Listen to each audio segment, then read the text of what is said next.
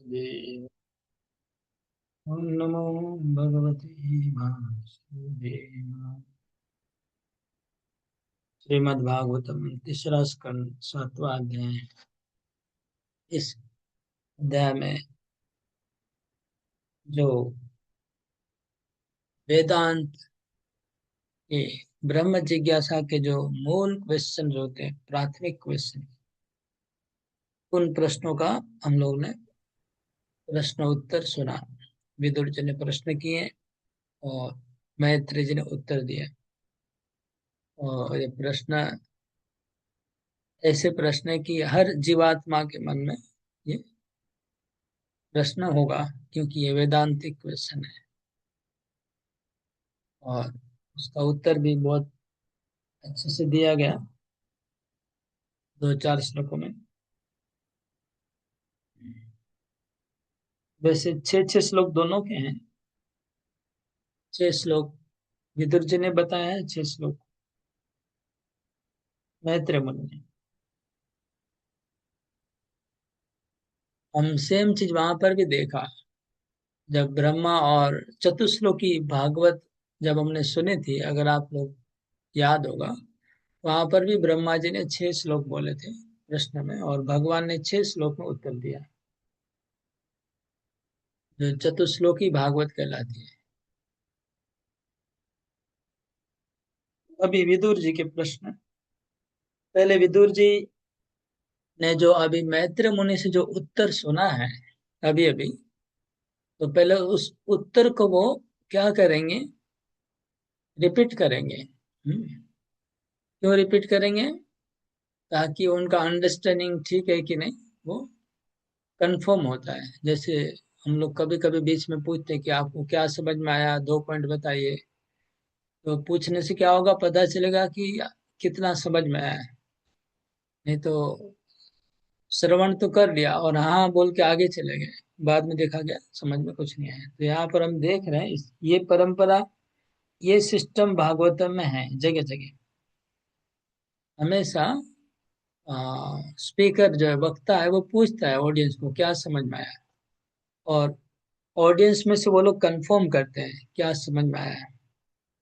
इसलिए कभी भी भागवत का सिद्धांत अगर आप एक तरफ से सुनेंगे तो मिसगाइड हो जाएंगे। मतलब सुखदेव गोस्वामी क्या बोले उतना ही अगर आप पकड़ेंगे तो गड़बड़ हो जाएगा। परीक्षित महाराज ने क्या समझा वो भी आपको पढ़ना पड़ेगा। अगर वो नहीं पढ़ेंगे तो आप रॉन्ग कंक्लूजन में जा सकते हैं।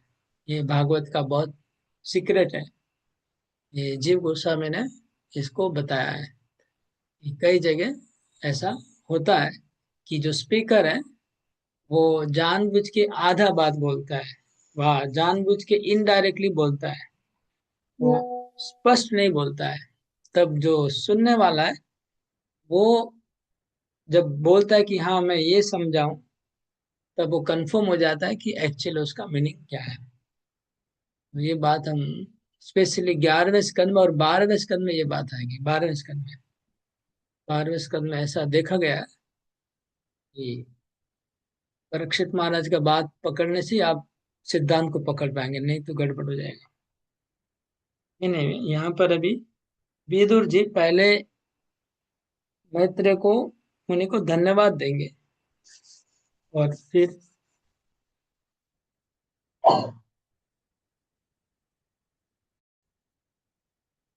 बाद धन्यवाद देने के बाद वो क्या समझे हैं वो बोलेंगे, उसके बाद आगे बढ़ेंगे। तो चलिए शुरू करते हैं। विदुर उवाच। श्लोक नंबर 15, सातवां अध्याय, श्लोक नंबर 15। संचिन्न संशयो मह्यम तव सुक्ताशिना विभो उभयत्रापि भगवन् मनो में संप्रधावती। अनुवाद पढ़िए। सर, विदुर ने कहा, हे शक्तिशाली मुनि, मेरे प्रभु, आपके विश्वसनीय शब्दों से पूर्ण पुरुषोत्तम भगवान तथा जीवों से संबंधित मेरे सारे संशय अब दूर हो गए हैं। अब मेरा मन पूरी तरह से उनमें प्रवेश कर रहा है। तात्पर्य पढ़िए। तात्पर्य। कृष्ण विज्ञान या इस तथा जीव का विज्ञान इतना सूक्ष्म है कि विदुर जैसे व्यक्ति को भी श्री मैत्रेय मुनि जैसे महापुरुष से परामर्श लेना पड़ता है। श्री भगवान तथा जीव के सनातन संबंध के विषय में मानसिक चिंतन करने वाले लोग तरह तरह के संदेश उत्पन्न करते हैं, किंतु निर्णायक तथ्य यह है कि ईश्वर तथा जीव का संबंध देश नहीं, संशय। संशय।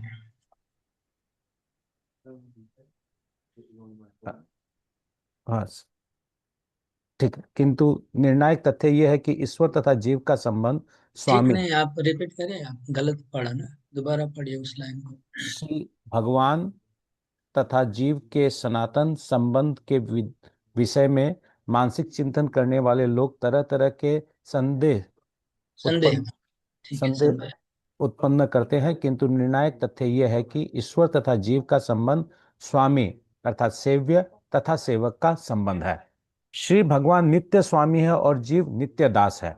इस संबंध का असली ज्ञान इस लुप्त चेतना को इस स्तर पर पुनरु पुनरुज्जीवित करना है, और इस पुनर्जीवन की विधि है श्री भगवान की भक्ति। इस तरह से श्री मैत्रेय मुनि जैसे अधिकारियों से स्पष्ट रूप से जान लेने पर मनुष्य असली ज्ञान प्राप्त करता है, और इस तरह विशुद्ध मन को प्रगति के पथ पर स्थिर किया जा सकता है। अरे वो तो विदुर ने कहा, संचिन्न संशय। संशय, मेरा संशय छिन्न हो गया है। तो मेरा संशय छिन्न हुआ है, मतलब जब कृष्ण ने अर्जुन को गीता सुनाया, तो कृष्ण ने अर्जुन को पूछा, क्वचिदेतत् श्रुतं पार्थ त्वयैकाग्रेण चेतसा कच्चिन अज्ञान समूह प्रणष्टस्ते धनंजय। तो फिर अर्जुन ने उत्तर दिया, नष्टो मोह स्मृति लब्ध्वा तत्प्रसादात् मयाच्युते स्थितोऽस्मि गत संदेह करिष्ये वचनम तवा। तो क्या तुम्हारा मोह नष्ट हुआ है? भगवान ने पूछा। अर्जुन ने बोला, हाँ मेरा मोह नष्ट हो गया है, आपकी वाणी से मेरा मोह नष्ट। तो यहाँ पर विदुर जी बोले कि मेरा संशय, मन में संशय था। हाँ, विदुर जी ने पूछा था कि इतना संकट, खिद्यते अज्ञान संकटे, मैं बहुत बड़े संकट में पड़ा हूँ क्योंकि मेरे को संशय उत्पन्न हो गया है भगवान के ऊपर, परमात्मा के ऊपर। अभी विदुर जी बोले मेरा संशय छिन्न हो गया है। असीना, असीना मतलब तलवार से। तो कौन सी तलवार से? जैसे रस्सी को तलवार से काटते हैं, तब सुक्ता, आपने जो ये जो उपदेश दिया, उस उपदेश रूपी तलवार से मेरा संशय छिन्न हो गया है। तो जीवात्मा संबंधी संशय था और भगवान संबंधी संशय था। अभी उभयत्रापि भगवान मनो में संप्रधावती। संप्रधावती मतलब मेरा मन बहुत इजीली प्रवेश कर रहा है। कहाँ प्रवेश कर रहा है? तो आत्म तत्व और भगवत तत्व में बहुत क्लियरली समझ पा रहा हूँ। रिजल्ट क्या है? संशय कटने से रिजल्ट क्या हुआ कि उभय, उभय मतलब दोनों, जीवात्मा और भगवान परमात्मा, दोनों विषय में मेरा मन स्पष्ट रूप से धावित हो रहा है। ओके, नेक्स्ट लो।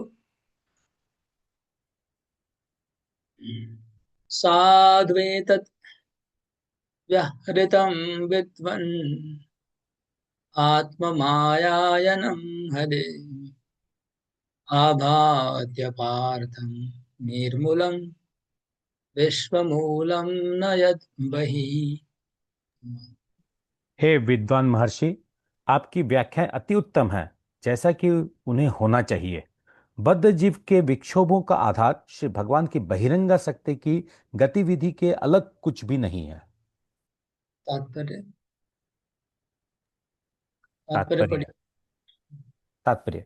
जीव की ईश्वर से हर तरह से तदाकार होने की अवैध इच्छा ही संपूर्ण भौतिक जगत में प्राकट्य का मूल कारण है। अन्यथा ईश्वर को ऐसा जगत उत्पन्न करने की, यहाँ तक कि अपनी लीलाओं के लिए भी कोई आवश्यकता नहीं थी। बद्ध जीव श्री भगवान की बहिरंगा शक्ति की वशीभूत होकर भौतिक जीवन के अनेक दुर्भाग्यपूर्ण घटनाओं को भोगता है।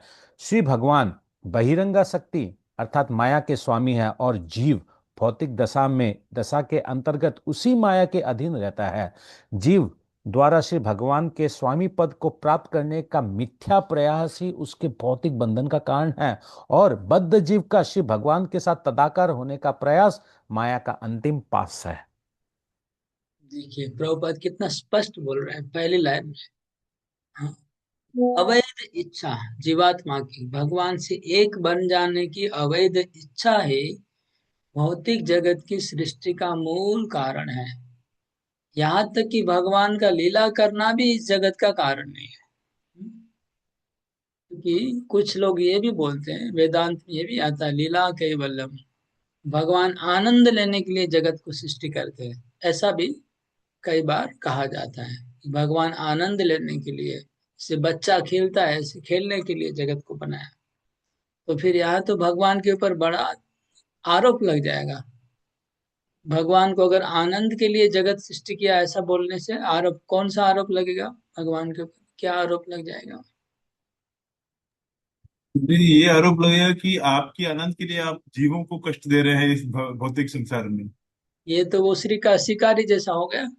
वो शिकारी जीव वो पशु को मारता था, और आधा मरने पे उसको आनंद होता था। वो देखता था कि पशु मर रहे हैं और शिकारी को आनंद आता था। फिर नारद मुनि ने बोला कि तुम आधा मत मारो, पूरा मार डालो। ऐसे नारद मुनि ने जाके उनको बोलना पड़ा। तो वो शिकारी का वो जो गुण था, वो गुण अगर भगवान के ऊपर लग जाए तो कितना खतरनाक है। कि बद्ध जीवों को कष्ट देखते हुए देखते भगवान को आनंद होगा, ये तो एक्सेप्ट करना गलत है। ऐसा फिलोसफी। तो प्रभुपा जी कितना सुंदर बोल रहे हैं कि मूल कारण है अवैध इच्छा, भगवान के साथ विलीन होने की, भगवान के साथ एक हो जाने की जीवों की अवैध इच्छा ही मूल कारण है। अगला श्लोक। तो अच्छा, फिर ये श्लोक को मैंने थोड़ा और समझाता हूँ। तो जब मैत्र मुनि को विदुर जी ने जब पिछले श्लोक में कहा कि आ, आपका वाणी सुन के मेरा संशय नष्ट हो गया है, तो मैत्र जी समझ लो कि पूछ रहे कि तुमको क्या नष्ट हुआ, तुम्हारा संशय बताओ, क्या समझ में आया, तुमको बताओ। तो इसलिए साधु शब्द आया। कि साधु शब्द पहले आया, साधु है, आपने सही सही समझाया है। अच्छा, क्या सही समझाया है? तो आत्म माया जन्म हरे, ये भगवान की बहिरंगा शक्ति का, आत्म माया का ही पूरा खेल है।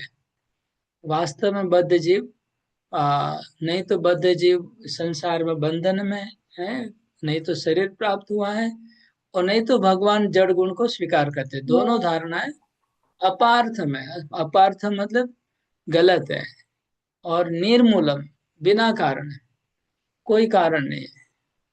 भगवान को सृष्टि करने का कोई कारण नहीं है, कोई प्रयोजन नहीं है। और आत्मा को एक्चुअली बंधन भी नहीं है।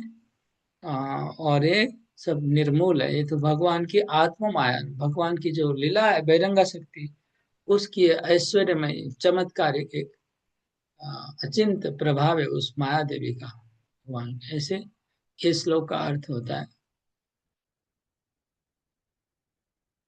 यश्च मूढ़तमो लोके, यश्च बुद्धे परम गतः, तावगो सुखमेधेते क्लिश्यन्त्यन्तरितो जनः। वाह।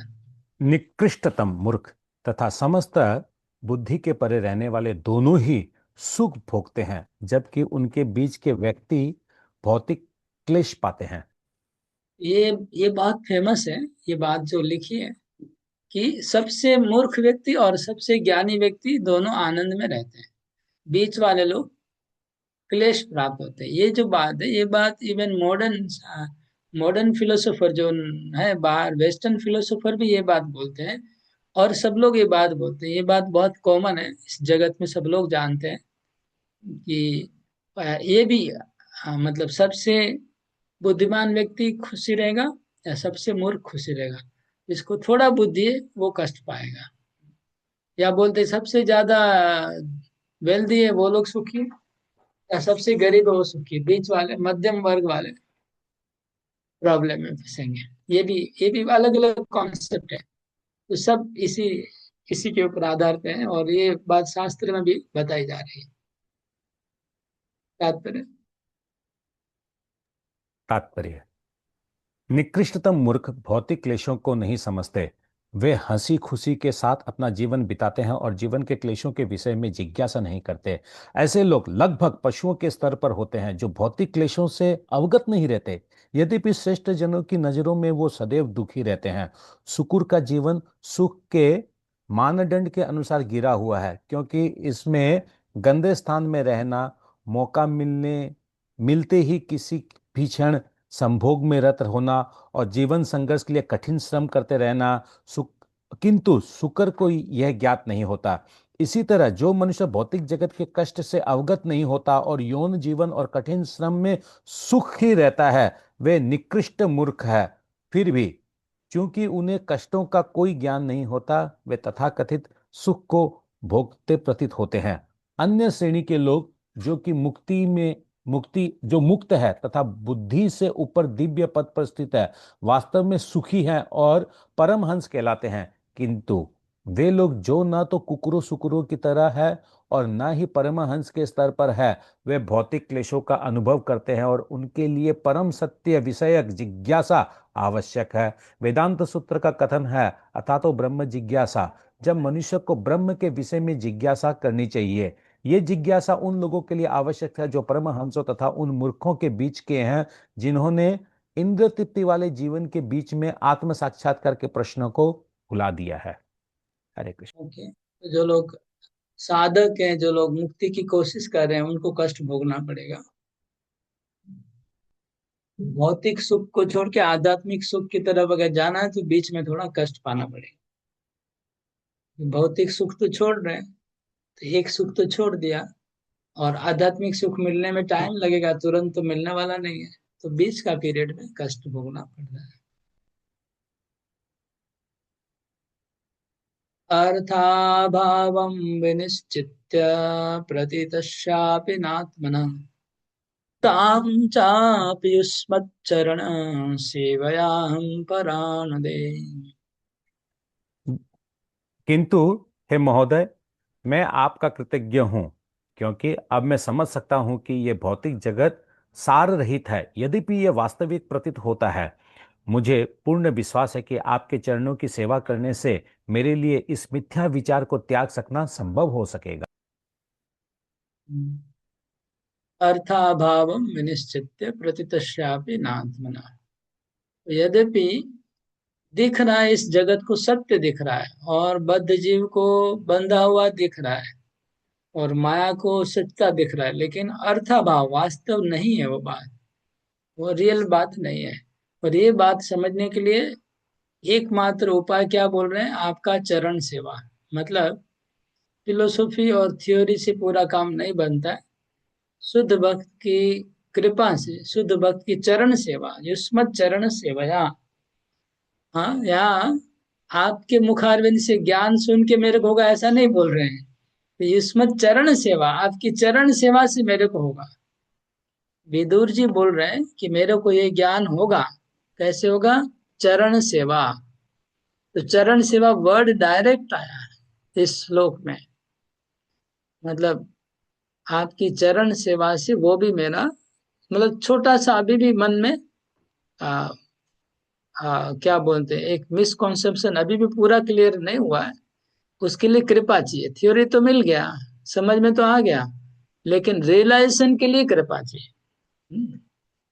नॉलेज तो आ गया है, समझ में आ रहा है, लेकिन उपलब्धि के लिए क्या चाहिए? युष्मत चरण सेवा। आपकी सेवा करते करते वो भी समझ में आ जाए। तो इसका मतलब विदुर जी जब मैत्री मुनि से भागवत सुन रहे हैं, तो आ, उनकी सेवा भी कर रहे हैं साथ साथ में। क्योंकि ये तो एक दो घंटे का बात नहीं होगा, ये तो हो सकता है कई दिन लगे होंगे भागवत सुनने में। और फिर भागवत सुनने के बाद सुबह शाम को तो सेवा करते होंगे। समझ रहे ना? कि गीता में कृष्ण बोलते हैं, तद विधि प्रणिपाते न परिप्रश्न न सेवया। प्रश्न पूछो और सेवा भी करो। तो 24 घंटा तो भागवत नहीं बोल रहे होंगे, बाकी समय तो खाली होगा। तब विदुर जी मैत्र मुनि का सेवा भी कर रहे होंगे, इसलिए लिख रहे कि चरण सेवा, आपकी चरण सेवा करने से वो बाकी भी उपलब्धि हो जाएगी जो जो अभी नहीं हुई है। तात्पर्य पढ़िए। अरे बोल। तात्पर्य, बद्ध जीव के कष्ट सतही होते हैं और उनका कोई वास्तविक महत्व नहीं होता। जिस तरह स्वप्न में किसी के सिर को कटने का कोई महत्व नहीं होता। यद्यपि यह कथन सैद्धांतिक रूप से अति सत्य है, फिर भी सामान्य व्यक्ति या आध्यात्मिक पथ के नव जिज्ञासु के लिए इसकी अनुभूति कर पाना अत्यंत कठिन है। किंतु श्री मैत्री मुनि जैसे महान आध्यात्मिकवादियों के चरणों की सेवा करने से तथा उनकी निरंतर संगति करने से मनुष्य इस मिथ्या विचार को त्याग सकता है कि आत्मा को भौतिक क्लेश भोगना पड़ता है। सोचिए, ये बात बोलना तो बहुत इजी है कि शरीर को कष्ट हो रहा है, आत्मा को कष्ट नहीं हो रहा है ना। हाँ, मैं अभी बोल सकता हूँ कि मैं शरीर नहीं हूँ, मैं आत्मा हूँ, और मेरे शरीर में जो कष्ट हो रहे हैं वो मेरे कष्ट नहीं है, मेरे शरीर को हो रहा है। मैं तो शरीर से अलग हूँ। ये बोलना इजी है। और अच्छा एग्जाम्पल दे के आपको समझा भी दूंगा कि गाड़ी में जैसे बैठे हैं तो गाड़ी को धक्का लगता है, तो अंदर वाला बैठा है उसको धक्का नहीं लगता है। इसी प्रकार हम भी इस गाड़ी के अंदर बैठे हैं, शरीर के अंदर, तो हमको धक्का नहीं लग रहा है, लेकिन गाड़ी में बैठा वाला आदमी क्या सोचता है कि मेरे को धक्का लग गया है। गाड़ी को धक्का लगता है लेकिन उसको लगता है कि मेरे को लग रहा है धक्का। ऐसे हमारा ये सब बहुत सारे एग्जाम्पल है जिससे हम समझा सकते हैं, समझ सकते हैं, लेकिन उपलब्धि करना, थियोरेटिकली समझना एक बात है, लेकिन इसको रियलाइज करना, उपलब्धि करना, साक्षात्कार करना, इस बात को, वो इतना आसान नहीं है। और वो होगा जब सही में जो व्यक्ति ने आत्म साक्षात्कार कर लिया है, जो शरीर से परे हैं, जो शरीर से जिसको कोई संपर्क नहीं है, ऐसे व्यक्ति की अगर हम सानिध्य में रहे, उनकी सेवा करें, तो वो प्रैक्टिकली देख के हम समझ सकते हैं, डायरेक्ट उनसे समझ पाएंगे। नहीं तो समझना डिफिकल्ट है, खाली प्रवचन से और श्रवण करने से नहीं, बोलने से और सुनने से नहीं होता है। ये बात स्पष्ट कर दिया हुआ। तो अभी भगवान के भक्तों की सेवा की महिमा, हाँ, श्लोक नंबर 19 और 20, ये दो श्लोकों में वैष्णव सेवा की महिमा है, भक्तों की सेवा की महिमा। यत् सेवया भगवत कुटस्थस्य मधुद्वेषः रतिराशो भवेत्तीव्र पादयोर्व्यसनार्दन। गुरु के चरणों की सेवा करने से मनुष्य उन भगवान की सेवा में दिव्य भावानुभूति उत्पन्न करने में समर्थ होता है जो मधु असुर के कुटस्थ शत्रु हैं और जिनकी सेवा से मनुष्य के भौतिक क्लेश दूर हो जाते हैं। तो गुरु के चरण की सेवा की महिमा, गुरु के चरण की सेवा करने से क्या होता है वो लिखा हुआ है, तात्पर्य पढ़िए। तात्पर्य, श्री मैत्री मुनि जैसे प्रामाणिक गुरु की संगति श्री भगवान के प्रत्यक्ष सेवा के लिए दिव्य अनुरक्ति प्राप्त करने के परम सहायक हो सकती है। श्री भगवान मधु असुर के शत्रु हैं, या दूसरे शब्दों में अपने शुद्ध भक्त के कष्टों के शत्रु है। इस श्लोक में रति रास शब्द महत्वपूर्ण है। श्री भगवान की सेवा विभिन्न दिव्य रसों, संबंधों, शांत, दास्य, साख्य, वात्सल्य तथा माधुर्य में की जाती है। श्री भगवान की दिव्य सेवा के मुक्त पद पर स्थित जीव उपर्युक्त रसों में से किसी एक रस के प्रति आकृष्ट होता है, और जब ये श्री भगवान की दिव्य प्रेम में सेवा में लग जाता है तो भौतिक जगत में उसकी आसक्ति स्वतः समाप्त हो जाती है, जिसकी भगवद गीता 2.59 में कहा गया है, रसवर्ज रसोपशम परम दृष्ट्वा निवर्तते। तो यत् सेवया पादयो, उनके पाद मतलब चरण, उनकी चरण सेवा करने से जो सेल्फ रियलाइज सोल है, आत्मा साक्षात्कार किया है, जो महान संत है, महात्मा है, उनकी चरण की सेवा करने से क्या होता है, भगवान श्री कृष्ण जो कुटस्थ है, कुटस्थ मतलब भौतिक गुणों के ऊपर है, गुणातीत है, अधोक्षज है, उन भगवान के प्रति रति, रति मतलब भाव, और रास, रास मतलब रस। तो पांच जो रस हैं, दास्य, सख्य, वात्सल्य, माधुर्य, श्रृंगार, हाँ, शांत, ये जो रस है, इस रस की प्राप्ति होती है, रति की प्राप्ति। और कैसे? भवे तीव्र, तीव्र रस मतलब तीव्र भक्ति प्राप्त होगी, तीव्र भाव प्राप्त होगा। और तीव्र होने से क्या होगा उसके बाद? व्यसन आर्दना, भौतिक जगत का जो व्यसन है, व्यसन छूट जाएगा। तो भौतिक जगत का जो व्यसन हमको लगा हुआ है, जो नशा चढ़ा हुआ है, जो बंधन है, वो कटेगा तब जब भगवान के प्रति रति होगी। भौतिक जगत की रति को काटने के लिए भगवान की प्रति रति चाहिए। रति राश, दो शब्द आया, भाव भक्ति और प्रेम भक्ति। और वो जब तीव्र हो जाएगी तब जाके भौतिक जगत का बंधन कटने वाला है।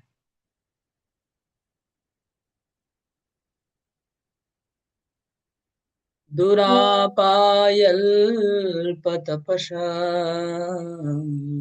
सेवा वैकुण्ठवर्त्मषु यत्रोपगीयते नित्यम्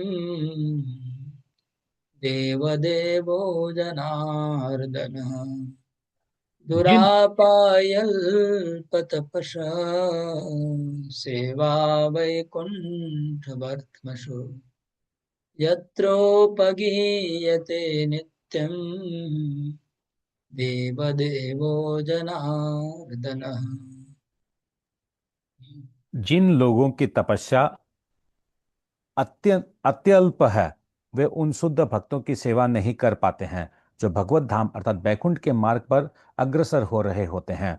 शुद्ध भक्त 100% उन परम प्रभु की महिमा के गायन में लगे रहते हैं जो देवात्माओं के स्वामी तथा समस्त जीवों के नियंता है। तात्पर्य।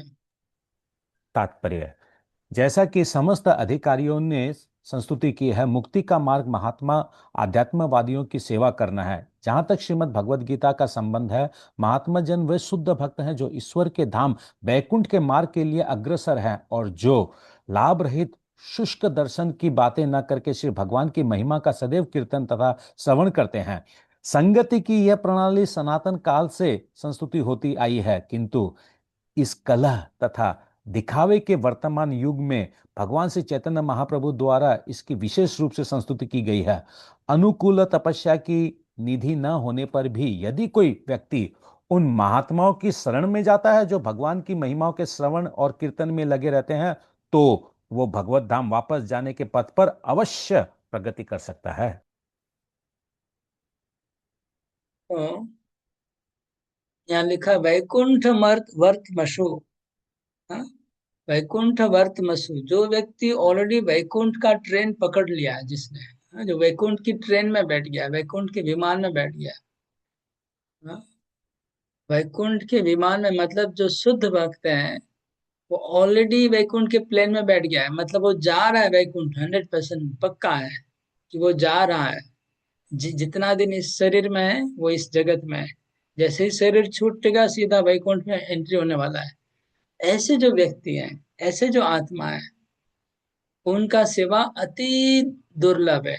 दुरापायल पतुष है। ऐसे व्यक्ति का सानिध्य प्राप्त करना, ऐसे व्यक्ति का संग प्राप्त करना, ऐसे व्यक्ति की सेवा प्राप्त करना जो ऑलरेडी वैकुंठ जाने के तैयार हो गए हैं और जा रहे हैं, पता है कि वैकुंठ जा रहे हैं, ऐसे व्यक्ति का संग मिलना अति दुर्लभ है। इसलिए लिखा दुरापा। दुरापा मतलब अत्यंत डिफिकल्ट, दुर्लभ। अल्प तपस्या, जिन्होंने तपस्या नहीं किया है, जो लोग तपस्या नहीं कर सकते हैं, वो लोग ऐसे भक्तों का संग प्राप्त नहीं कर सकते हैं। हाँ? जो तपस्या करेंगे उसके लिए तपस्या करना पड़ेगा। बोलेगा हम 3 बार अच्छा फीस्ट होना चाहिए, खाना होना चाहिए, उसके बाद भक्ति करेंगे, तो वो तपस्या नहीं होती है। तपस्या किए बिना, बोले तो यद्यपि चक्रवर्ती ठाकुर बोलते हैं कि तपस्या भक्ति का कारण नहीं है, तपस्या भक्तों के संग का कारण नहीं है, ये ऐसे ही बताया जा रहा है। लेकिन है दुर्लभ, कहने का मतलब शुद्ध भक्तों का संग दुर्लभ है। हाँ। रेयर है, वो बोलने के लिए तपस्या वर्ड यूज किया गया है।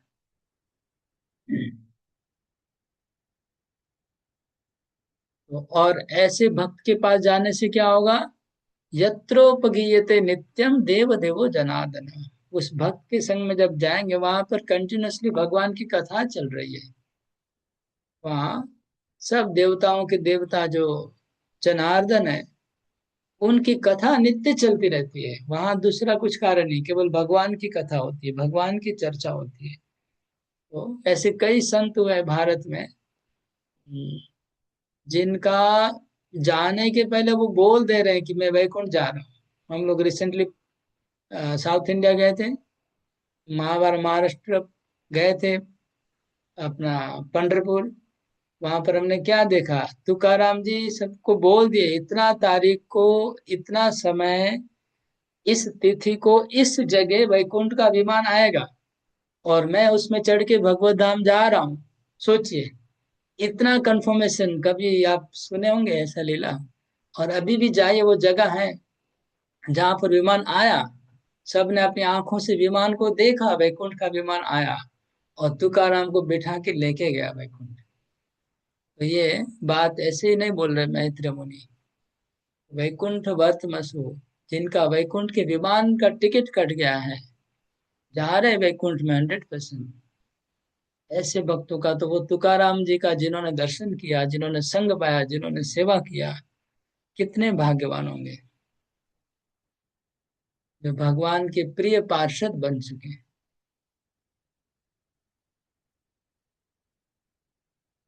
सृष्ट्वाग्रे मह, अच्छा, ओके, यहाँ तक था। वो चैप्टर क्लोज हुआ, मतलब जो 6 प्रश्न थे उसका उत्तर हो गया। उसको कंफर्म कर दिया विदुर जी ने, मैंने क्या सुना, क्या समझा। और शुद्ध भक्तों के चरण की सेवा के बिना ये समझ में नहीं आएगा, ये कंक्लूड किया विदुर जी ने कि उपाय है भक्तों की सेवा। अभी विदुर जी आगे प्रश्न रख रहे हैं, यहाँ से लेके एंड तक प्रश्न आएंगे, पूरा अध्याय विदुर जी के प्रश्न आएंगे। तो आप लोग क्या करना, जब सुनेंगे तो साथ साथ में आ, जहां जहां आपको प्रश्न चिन्ह मिलेगा, वहां पर पेन से व पेंसिल से नंबरिंग करते जाएंगे, एक दो, कुछ नहीं लिखने के टाइम नहीं, लिखेंगे तो सुन नहीं पाएंगे मेरा बात। इसलिए खाली एक दो तीन चार लिखते जाइएगा, उसके ऊपर ही आपको लिखना है तो लिखिए, व कुछ भी जैसे भी समय उधर मार्क करते जाइए कि प्रश्न की संख्या कैसे बढ़ती जा रही है। कि लास्ट में हम इस प्रश्नों का टोटल करेंगे और इसको हम लोग मैच करेंगे, परीक्षित के प्रश्नों के साथ कंपैरिजन करेंगे, ठीक है? इसलिए आप लोग सब नोट करते जाइए क्या क्या प्रश्न चल रहे हैं आगे। तो मेरे को लगता है अभी ऐसा करिए, अभी अनुवाद, एक एक अनुवाद पढ़ते जाइए, मैं थोड़ा थोड़ा बोलते जाऊंगा और आगे बढ़ेंगे यहाँ से श्लोक नंबर 21 से। चलिए। संपूर्ण भौतिक शक्ति अर्थात महतत्व का सृजन कर लेने के बाद तथा इंद्रिय और इंद्रिय विषयों समेत विराट रूप के प्रकट कर लेने पर परमेश्वर उनके भीतर प्रविष्ट हो गए। तो यहाँ पर भागवत में कभी कभी प्रश्न को प्रश्न फॉर्मेट में नहीं, स्टेटमेंट फॉर्मेट में रखा जाता है, लेकिन एक प्रकार का प्रश्न ही होता है। भगवान ने सबसे पहले महातत्व को सृष्टि किया और फिर इंद्रियों को सृष्टि किया, फिर भगवान उसमें प्रवेश कर ले। तो ये विदुर जी बोल रहे हैं, जो उन्होंने पहले सुना था, ये भी एक प्रकार का प्रश्न भी है, लेकिन प्रश्न डायरेक्ट नहीं है। हाँ, आगे पढ़िए, हाँ, तात्पर्य भी पढ़ लीजिए, फिर आगे पढ़िए। तात्पर्य। श्री मैत्रेय मुनि के उत्तरों से पूरी तरह तुष्ट होकर विदुर श्री भगवान के सृजन कार्य के शेष अंशों को भी समझना चाह रहे थे, जिसका संकेत पिछली कथाओं में उन्हें प्राप्त किया था। श्लोक संख्या 22। कारण सागर में शयन कर रहे पुरुष अवतार भौतिक सृष्टियों के आदि पुरुष कहलाते हैं और उनके विराट रूप में, जिसमें सारे लोग तथा उनके निवास रहते हैं, उस पुरुष के कई हजार हाथ पांव होते हैं। ये तात्पर्य पढ़ते जाइए, साथ में दोनों पढ़िएगा। अच्छा, तात्पर्य। प्रथम पुरुष कारणोदक्षाय विष्णु है, द्वितीय पुरुष गर्भोदक्षाय विष्णु है तथा तृतीय पुरुष शिरोदक्षाय विष्णु है, जिनमें विराट पुरुष की धारणा की जाती है, जिनमें सारे लोग अपनी विभिन्न विस्तीर्णताओं तथा निवासियों समेत तैरते रहते हैं। तो पहले महातत्व की सृष्टि हुई, आ महातत्व के बाद 24 तत्वों की सृष्टि हुई 21 नंबर श्लोक में, 22 नंबर श्लोक में उस 24 तत्वों के द्वारा वो विराट रूप प्रकट हो गया। विराट रूप का वर्णन हुआ। विराट रूप के द्वारा विराट रूप ने क्या किया, एक एक एक क्या बोलते हैं उसको, ब्लूप्रिंट व डिजाइन, पूरा विश्व ब्रह्मांड का डिजाइन उस विराट विराट रूप में आ गया कि कैसे लोग हैं, प्लानिट से सब हो। तो एक तो विराट रूप हो गया सब ब्रह्मांडों को लेके, एक हो गया इधर खाली एक ब्रह्मांड का कैसा रूप है वो एक विराट रूप। ये सब सृजन हो गया, मतलब तीनों विष्णु आ गए उसमें। ओके, आगे। हे महान ब्राह्मण, आपने मुझसे बताया है कि विराट रूप तथा उनकी इंद्रियां, इंद्रिय विषय, 10 प्रकार के प्राण तथा 3 प्रकार के जीवनी शक्ति के साथ विद्यमान रहते हैं। अब यदि आप चाहे तो कृपा करके मुझे विशिष्ट विभागों यानी वर्णों की विभिन्न शक्तियों का वर्णन करें। तो यहाँ तक आपने पहले बोला है, ऐसे बोल रहे हैं, ये सब सृष्टि का वर्णन आपने किया है। 10 प्रकार के प्राण है और आदि भौतिक आध्यात्मिक वो 3 प्रकार के वो था, ये सब आपने ऑलरेडी बताया। अभी थोड़ा वर्ण और आश्रम के बारे में हमको बताइए, वो कैसे प्रकट हुआ भगवान से, मतलब उससे आगे बढ़ाइए टॉपिक को, कहने का अर्थ है आगे। हे प्रभु, मेरे विचार में पुत्रों, पौत्रों तथा पारिवारिक जनों के रूप में प्रकट शक्ति अर्थात बल सारे ब्रह्मांड के विभिन्न रूपों तथा योनियों में फैल गई है। हाँ, तो ये एक्चुअली देखा जाएगा तो विसर्ग का वर्णन हो रहा है। पहले सर्ग, सर्ग मतलब भगवान की सृष्टि, विसर्ग मतलब ब्रह्मा की सृष्टि। तो इन प्रश्नों से ब्रह्मा की सृष्टि का क्वेश्चन किया जा रहा है कि ब्रह्मा ने कैसे आगे, मतलब पुत्र पौत्र नप्त्र, पुत्र पौत्र ग्रैंडसन नप्त्री, ग्रेट ग्रैंडसन और डॉटर्स, वो सबका कैसे आगे आगे वंश परंपरा सृष्टि हुआ। आगे पढ़ेंगे, हम्म, पढ़िए आगे हाँ। बहुत। हे विद्वान ब्राह्मण, कृपा करके बताएं कि किस तरह समस्त देवताओं के मुखिया प्रजापति अर्थात ब्रह्मा ने विभिन्न युगों के अध्यक्ष विभिन्न मनुओं को स्थित करने का निश्चय किया। कृपा करके मनुओं का भी वर्णन करे तथा उन मनुओं की संतानों का भी वर्णन करे। तात्पर्य, हाँ, हाँ पढ़िए, पढ़ लीजिए था। मानव जाति या मनुष्य सर मनुष्यों से उत्पन्न हुई है, जो प्रजापति ब्रह्मा के पुत्र तथा पौत्र हैं। मनु की संतान विभिन्न ग्रहों के निवास करती है और संपूर्ण ब्रह्मांड पर शासन करती है।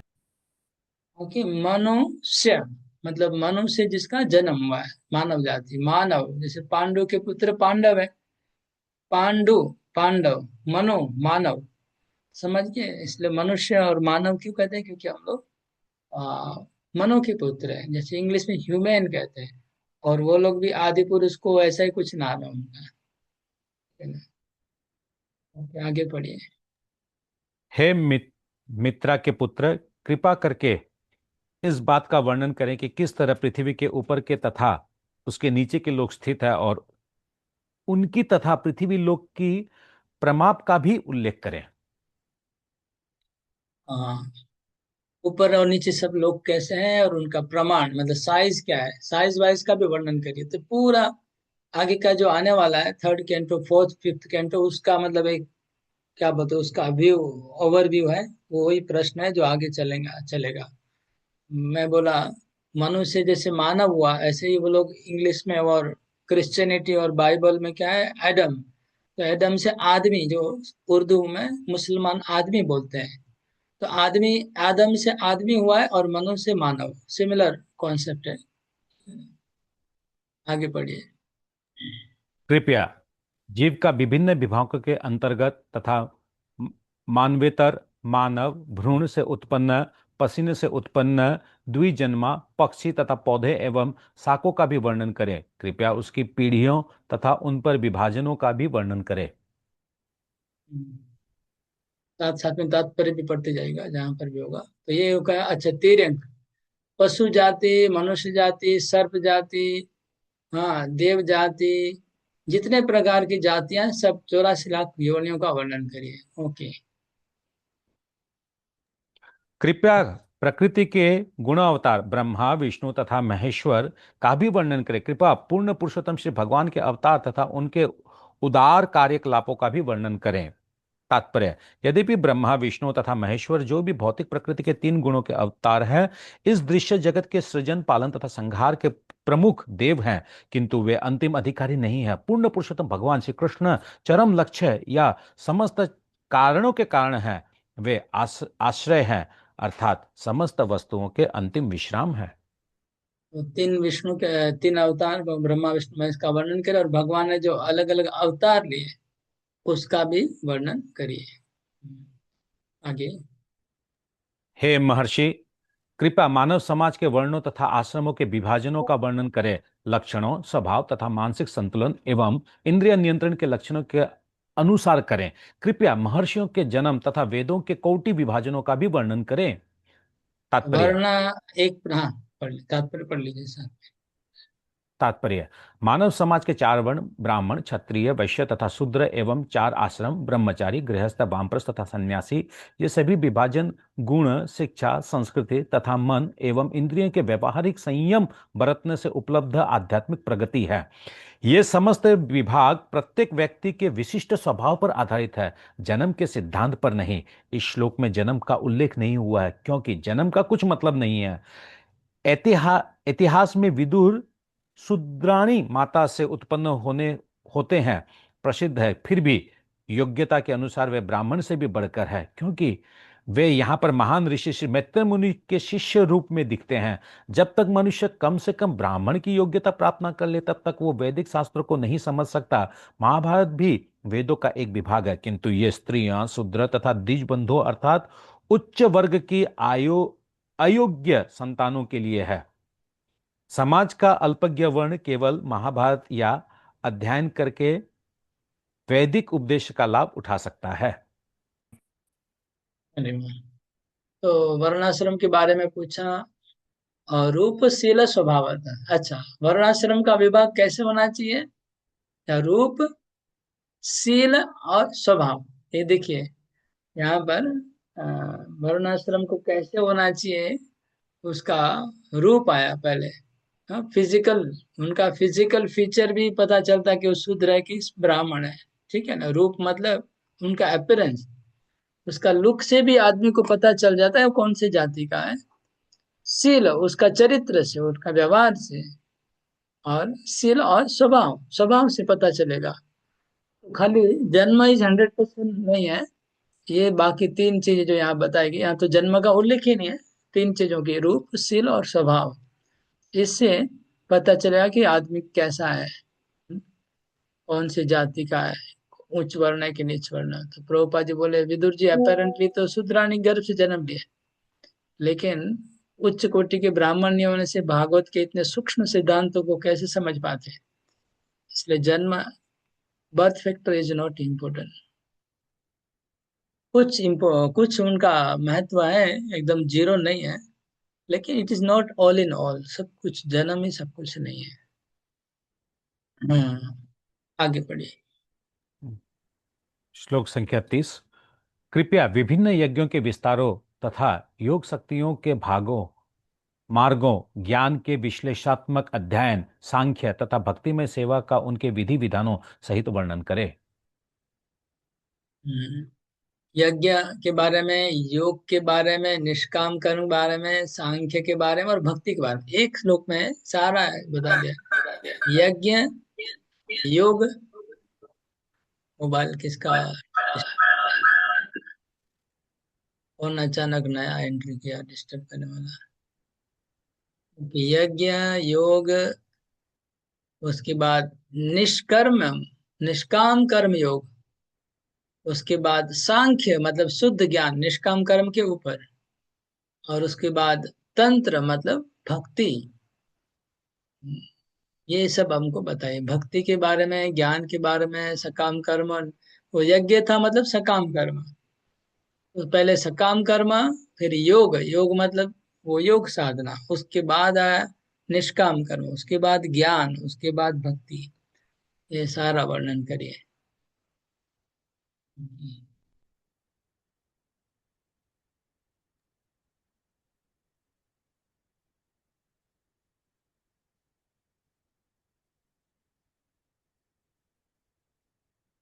तात्पर्य नहीं पढ़ा आपने? अच्छा, पढ़िए तात्पर्य और आगे पढ़िए।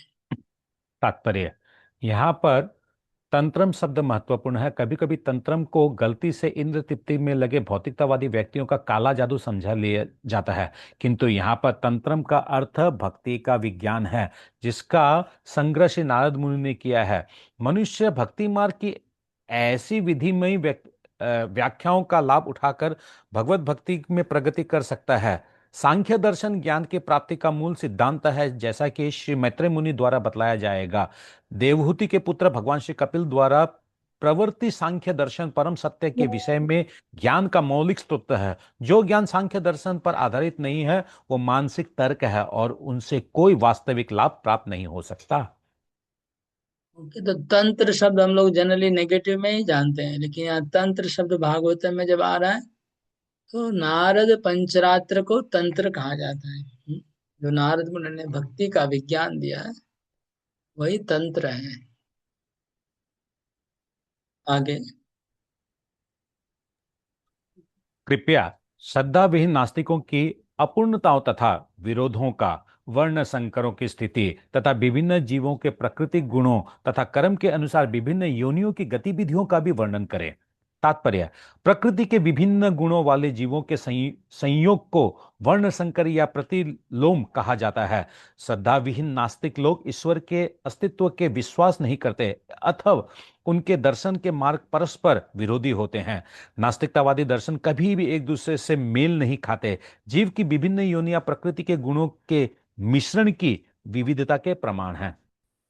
तो खाली विदुर जी खाली अच्छे अच्छे लोगों के बारे में भी सुनना नहीं चाह रहे, खाली ब्राह्मण और वर्णाश्रम नहीं, मतलब पाषंड पथ के बारे में बताइए। हाँ, पाषंड पथ के बारे में बोलिए, और वैषम्य जो विकर्मी है उनके बारे में बताइए। प्रतिलोम के बारे में बताइए। प्रतिलोम मतलब वो वर्णाश्रम के ऑपोजिट जो शादी वगैरह करते हैं उसका। और जीवों की गतियां कहाँ कहाँ होती है, किस प्रकार की जीवों की गति, सब सब कुछ बताइए, एवरीथिंग। आगे। आप धर्म, आर्थिक विकास, इंद्र तृप्ति तथा मोक्ष के परस्पर विरोधी कारणों का और उसके साथ जीविका के विभिन्न साधनों तथा शास्त्रों के उल्लेखित कानून तथा व्याख्या की विभिन्न विधियों का भी वर्णन करें। तो धर्म अर्थ काम मोक्ष के बारे में बताइए। और वार्ताया, वार्ता दंड नीति। वार्ता मतलब है सबका जीविका। हाँ, कैसे जीना चाहिए, ब्राह्मण की जीविका क्या होगी, क्षत्रियों की जीविका क्या होगी, शूद्रों की जीविका क्या होगी। हाँ, ये पूरा वार्ता सिस्टम। तो देखिए शास्त्र कितना कंप्लीट है। किसकी जीविका क्या होनी चाहिए, कैसे रोज उपार्जन करेंगे, लोग खाएंगे कैसे, इसका भी शास्त्र में पूरा सॉल्यूशन दिया हुआ है। और दंड नीति।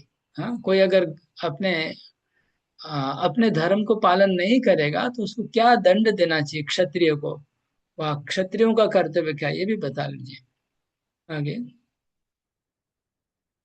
कृपया करके पूर्वजों के श्राद्ध के विधि विधानों, पितृलोक की सृष्टि, ग्रह नक्षत्र तथा तारकों का काल विधान और उनकी अपनी अपनी स्थितियों के विषय में भी बतलाइए। तो श्राद्ध की विधि देखिए, श्राद्ध को भी नहीं छोड़ा यहाँ पर। हाँ? और पितृपक्ष में तर्पण, पिंड क्रिया, सब कुछ। और इवन ग्रह के बारे में बोले, ग्रह लगा हुआ है, सारे ग्रहों के बारे में, नक्षत्रों के बारे में। और काल के विभिन्न अव्यय। हाँ? काल के अव्यय मतलब काल के विभाग है, दे साल है, महीना है, तिथि है, दिन है। हाँ? उसके बाद प्रहर है, फिर घड़ी है। ऐसे जितना भी काल का विभाग है उसके बारे में भी बताइए। कृपया दान तथा तपस्या का ये एवं, ये ये नहीं, तात्पर्य में हो गया क्या? सॉरी सॉरी प्रभु, तात्पर्य, दिन रात तथा मास वर्ष की अविधियां विभिन्न ग्रहों, नक्षत्रों तथा तारकों के भिन्न भिन्न होते हैं।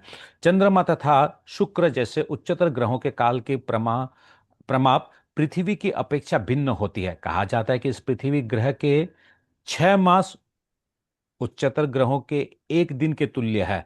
श्रीमद् भगवद गीता में ब्रह्मलोक का एक दिन चतुर्युग के 1000 गुणा वर्षों के तुल्य है, अर्थात 43 लाख वर्षों का 1000 गुणा वर्ष। ब्रह्मलोक में मास तथा दिन उसी के अनुसार गिने जाते हैं। तो यहाँ चंद्रलोक में और शुक्रलोक में प्रभुपाद जी बोले वहां का टाइम स्केल अलग है। वहां का टाइम स्केल पृथ्वी के टाइम स्केल से अलग है। वहां का 6, यहाँ का 6 महीना, वहां पर एक इसके बराबर, एक दिन के बराबर। तो आप लोग को जस्ट अभी रिसेंटली जो चंद्रयान की बात हो रही थी, चंद्रयान 3 में वो लोग बोल रहे थे कि वो कोई एक मशीन को भेजा है, वो मशीन वहां पर अभी इनएक्टिव पड़ा है क्योंकि वहां अभी अंधेरा है। 15 दिन के बाद बोले फिर प्रकाश आएगा, तब जाके वो मशीन एक्टिव होगा। ऐसे वो लोग बोल रहे थे। मतलब वो लोग को भी ये कॉन्सेप्ट लग रहा है कि 15 दिन वहां पर दिन है, 15 दिन का मतलब ये जो हम लोग का 15 दिन कृष्ण पक्ष और शुक्ल पक्ष होता है ना, तो उनको उन्होंने कैलकुलेशन किया कि कृष्ण पक्ष में शायद अंधेरा ही रहता होगा चंद्रमा में, और शुक्ल पक्ष में मतलब कृष्ण पक्ष उनके लिए दिन हो रात हो गया और शुक्ल पक्ष दिन हो गया। इस तरह का मॉडर्न साइंस वालों का कैलकुलेशन था। और जब चंद्रयान का वो लोग किए थे तब, अभी उसमें थोड़ा कंट्रोवर्सी है, वास्तव में क्या सत्य है पता नहीं। चलिए आगे। कृपया दान तथा तपस्या का एवं जलाशय खुदवाने के सकाम फलों का भी वर्णन करें। कृपया घर के दूर रहने वालों की स्थिति का तथा आपत्तिग्रस्त मनुष्य के कर्तव्यों का भी वर्णन करें। तात्पर्य: जगत के उपयोग हेतु जलाशय खुदवाना महती दान कार्य है और 50 वर्ष की आयु के बाद गृहस्थ जीवन से वैराग्य लेना भद्र मनुष्य द्वारा संपन्न महान तपस्या का कार्य है। तो दान का विधि बताइए। हाँ, दान किसको देना चाहिए, कब देना चाहिए, किस स्थान में देना चाहिए, कब नहीं करना चाहिए, तपस्या कौन कर सकता है, कहाँ कर सकता है, कैसे कर सकता है। और इसके बाद इष्टापूर्ता। इष्टापूर्ता का मतलब होता है गांव में जैसे तालाब खोदना, पेड़ लगाना, रास्ता बनाना, मार्ग, रास्ता बनाना, रास्ते के दोनों तरफ पेड़ लगाना और तालाब खोदना, इन सब कार्यों को पुण्य कर्म में इष्टापूर्ति कहा जाता है। आगे के जमाने में सब लोग ये करते थे। और प्रवास, प्रवास का मतलब है जब आदमी घर के बाहर रहता है तो उसके नियम फिर चेंज हो जाएंगे। जो नियम आप घर पे पालन करते हैं वो प्रवास के समय नहीं हो सकता है, इसलिए उसका अलग से बताना जरूरी है। प्रवास के जैसे हम लोग अभी क्या खाना खाते हैं, हम लोग सबको पता है कि घर में भोग लगा के प्रसाद पाना है। लेकिन जब भक्त लोग पूछे प्रभु जी ट्रैवलिंग करेंगे तो क्या करेंगे, तो उसका अलग हो गया सिस्टम, ट्रैवलिंग के लिए फिर नियम अलग हो जाएगा। नियम जरूर होना चाहिए, ये नहीं कि ट्रैवलिंग में जो मन आएगा वो करेंगे, वो तो नहीं होगा। और उतापति, उतापति मतलब आपत्ति में, आपत्ति मतलब डेंजर। जब संकट होगा तो संकट में भी रूल चेंज हो जाएगा। संकट में रूल, आप नॉर्मल रूल फॉलो नहीं कर सकते। जब जीवन में कोई संकट आएगा तब नॉर्मल रूल फॉलो नहीं करना चाहिए। वो अगर कोई ऐसा करेगा तो वो गलत है। जैसे एक शास्त्र में कथा आती है, कौन से मुनि, शायद विश्वामित्र की कथा आती है। उनकी धर्म की परीक्षा करने के लिए ये लीला हुई है, शास्त्रों में वर्णन है। विश्वामित्र को एक बार अचानक, पूरा भगवान का माया शक्ति से वो घटना घटा है, वो रियल नहीं था। अचानक ऐसी जगह पहुंच गए जहां पर डेजर्ट था, मतलब कोई पत्ता नहीं, जल नहीं, खाना पीना नहीं, सब लोग भूख से मर रहे थे। और उनको इतनी भूख लगी, इतनी भूख लगी कि वो भी मरने वाले थे भूख से। ऐसा हालत हो गया विश्वामित्र जी का। तो वहां पर किसी किसी प्रकार का मांस उनको प्राप्त हुआ भक्षण के लिए। तो वो मांस को ग्रहण किए, मतलब मांस को ग्रहण किए मतलब खाए नहीं, ग्रहण किए मतलब उन्होंने मांस को स्वीकार किया। स्वीकार करके उन्होंने धर्म को याद किया, धर्म की नीति को याद किया कि शास्त्र कहता है कि धर्म के समय ये आपत्ति में क्या धर्म होता है, ऐसे याद किया। थोड़ा देर में वो जो मांस था वो बदल गया फूलों के अंदर, और पूरा वातावरण चेंज हो गया। और फिर शायद धर्मराज प्रकट भी हो गए और विश्वामित्र को बोला कि हम आपकी परीक्षा कर रहे थे धर्म की, तो आप पास हो गए। इस तरह का घटना शास्त्र में आता है।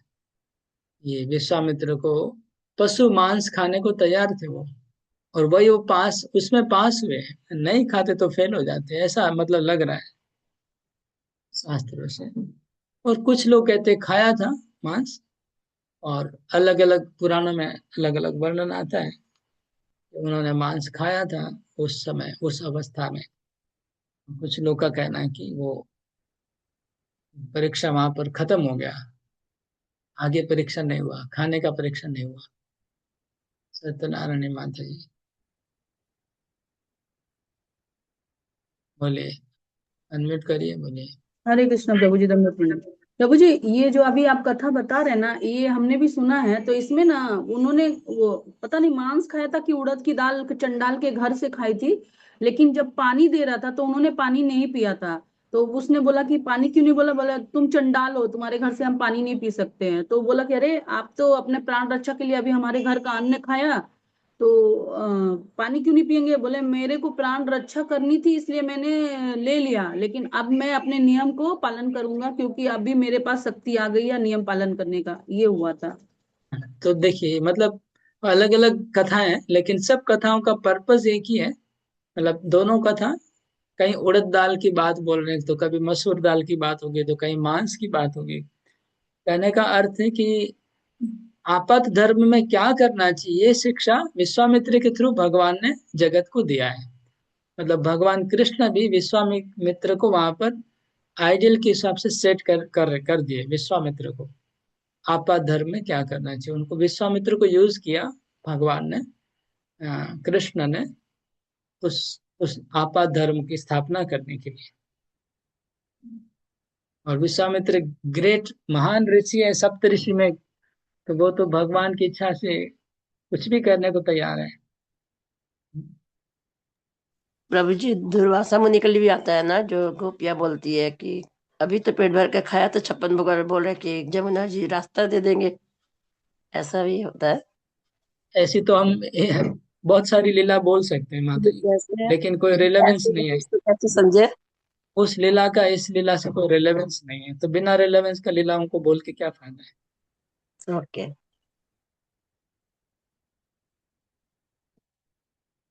ये तो 1000 बार सुन चुके हैं कि दुर्वासा मुनि गोपियों को बोलते कि मैंने ही कुछ खाया। 1000 बार सुन लिया मैंने तो। प्रभुपाद के मुख से भी सुना और बाकी महाराज लोग के मुख से सुना, और किताब में भी पढ़ा, बहुत हो चुका। लेकिन हाँ, यहाँ टॉपिक था आपद धर्म का, वहां कोई आपद धर्म की बात नहीं थी। ओके, आगे बढ़ते हैं। दोनों जगह का सिद्धांत अलग है। वहां क्या सिद्धांत हो रहा है, वहां का सिद्धांत है कि कृष्ण ब्रह्मचारी है, which is not at all practical. लेकिन फिर भी उभरे, ये अचिंत्य भगवान की जो अचिंत्य शक्ति है उसको स्थापना करने के लिए वो एग्जाम्पल आया कि कृष्ण रासलीला करने के बाद भी ब्रह्मचारी है, और दुर्वासा मुनि खाने के बाद भी वो उपवासी है। खाना खाया फिर भी उपवासी है। इस ये अचिंत्य शक्ति, जो भगवान की कुछ बातें जो अचिंत्य होती है, मतलब हमारे दिमाग के बाहर होती है, इसको एस्टैब्लिश करने के लिए वो एग्जाम्पल आया। तो आप जी। लोग कहाँ पर कौन सा एग्जाम्पल यूज करना ऐसा चाहिए, है वही मतलब कि कौन प्रभु सा जी, पॉइंट ऐसा है समझाने कि के लिए पानी को तो कौन सी आप लीला, कौन सी लीला बोलनी चाहिए, ये भी मतलब प्रचारक को इतना तो कम से कम प्रैक्टिकली दक्ष होना चाहिए कि कौन सा पॉइंट समझाने के लिए कौन सा एग्जाम्पल यूज करना है। तो जो कोई भी हमको याद आ गया लीला और कोई भी कथा बोल देंगे तो थोड़ी चलेगा।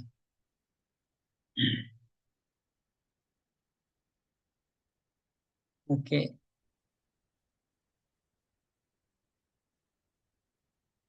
आगे। हे निष्पाप पुरुष, चूंकि समस्त जीवों के नियंता श्री भगवान समस्त धर्मों के तथा धार्मिक कर्म करने वाले समस्त लोगों के पिता है, एतव कृपा करके इसका वर्णन कीजिए कि उन्हें किस प्रकार पूरी तरह से तुष्ट किया जा सकता है। तात्पर्य, समस्त धार्मिक कार्यकलाप अंततोगत्वा पूर्ण पुरुषोत्तम परमेश्वर को तुष्ट करने हेतु है। श्री भगवान समस्त धर्मों के पिता है। जैसा कि श्रीमद् भगवद गीता 7.16 में कहा गया है, 4 प्रकार के पवित्र पुरुष अर्थार्थो, आर्त, प्रबुद्ध, ज्ञानी तथा जिज्ञासु भक्ति में सेवा द्वारा श्री भगवान के पास पहुंचते हैं और इनकी भक्ति भौतिक स्नेह से मिश्रित होती है, किंतु इन सबसे ऊपर वे शुद्ध भक्त होते हैं जिनकी भक्ति सकाम कर्म या तार्किक ज्ञान के किसी भौतिक कलुष से रंजित नहीं होती। जो लोग जीवन भर केवल दुष्ट बने रहते हैं, उनके जीवन की तुलना असुरों से की गई है। श्रीमद् भगवद गीता 7.50। चाहे वे कैसा भी शैक्षिक जीवन क्यों ना बिताए, वे समस्त ज्ञान से वंचित ही रहते हैं। ऐसे लुच्चे कभी भी श्री भगवान को तुष्ट करने वाले व्यक्ति नहीं होते। अनेक प्रश्न तो इस श्लोक में देखिए आ रहा है कि भगवान किस विधि से संतुष्ट होते हैं, ये बताइए। हाँ, अभी तक जो प्रश्न थे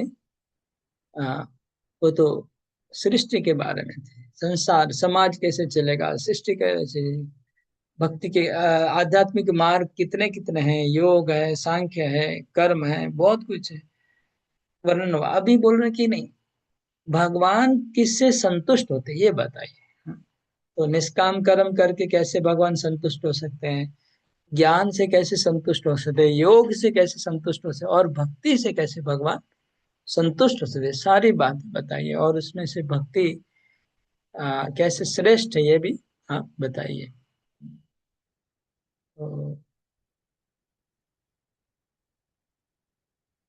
एक कोई सब लोग चुपचाप रहते हैं, तो कोई व्यक्ति बोलता है तो अच्छा लगता है, बीच में कुछ बोलना तो चाहिए इन लोगों को, लेकिन प्रॉब्लम ये है कि जो जो बोलने वाले हैं, उनको पता नहीं क्या बोलना चाहिए, और जिनको पता है वो लोग बोलते नहीं हैं, ये प्रॉब्लम है।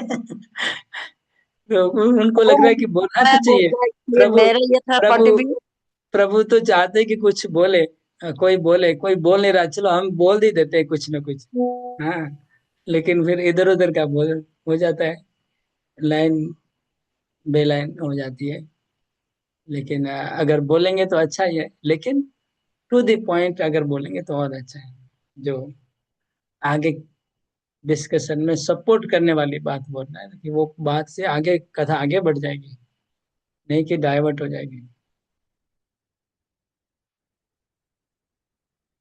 जिसको बोलने से कथा आगे बढ़ेगी और डीप में जा सकते हैं, जरूर बोलिए। थोड़ा और सीखना होगा कैसे क्या बोलना है, किस प्रकार बोलना है। ओके, हाँ आगे पढ़िए।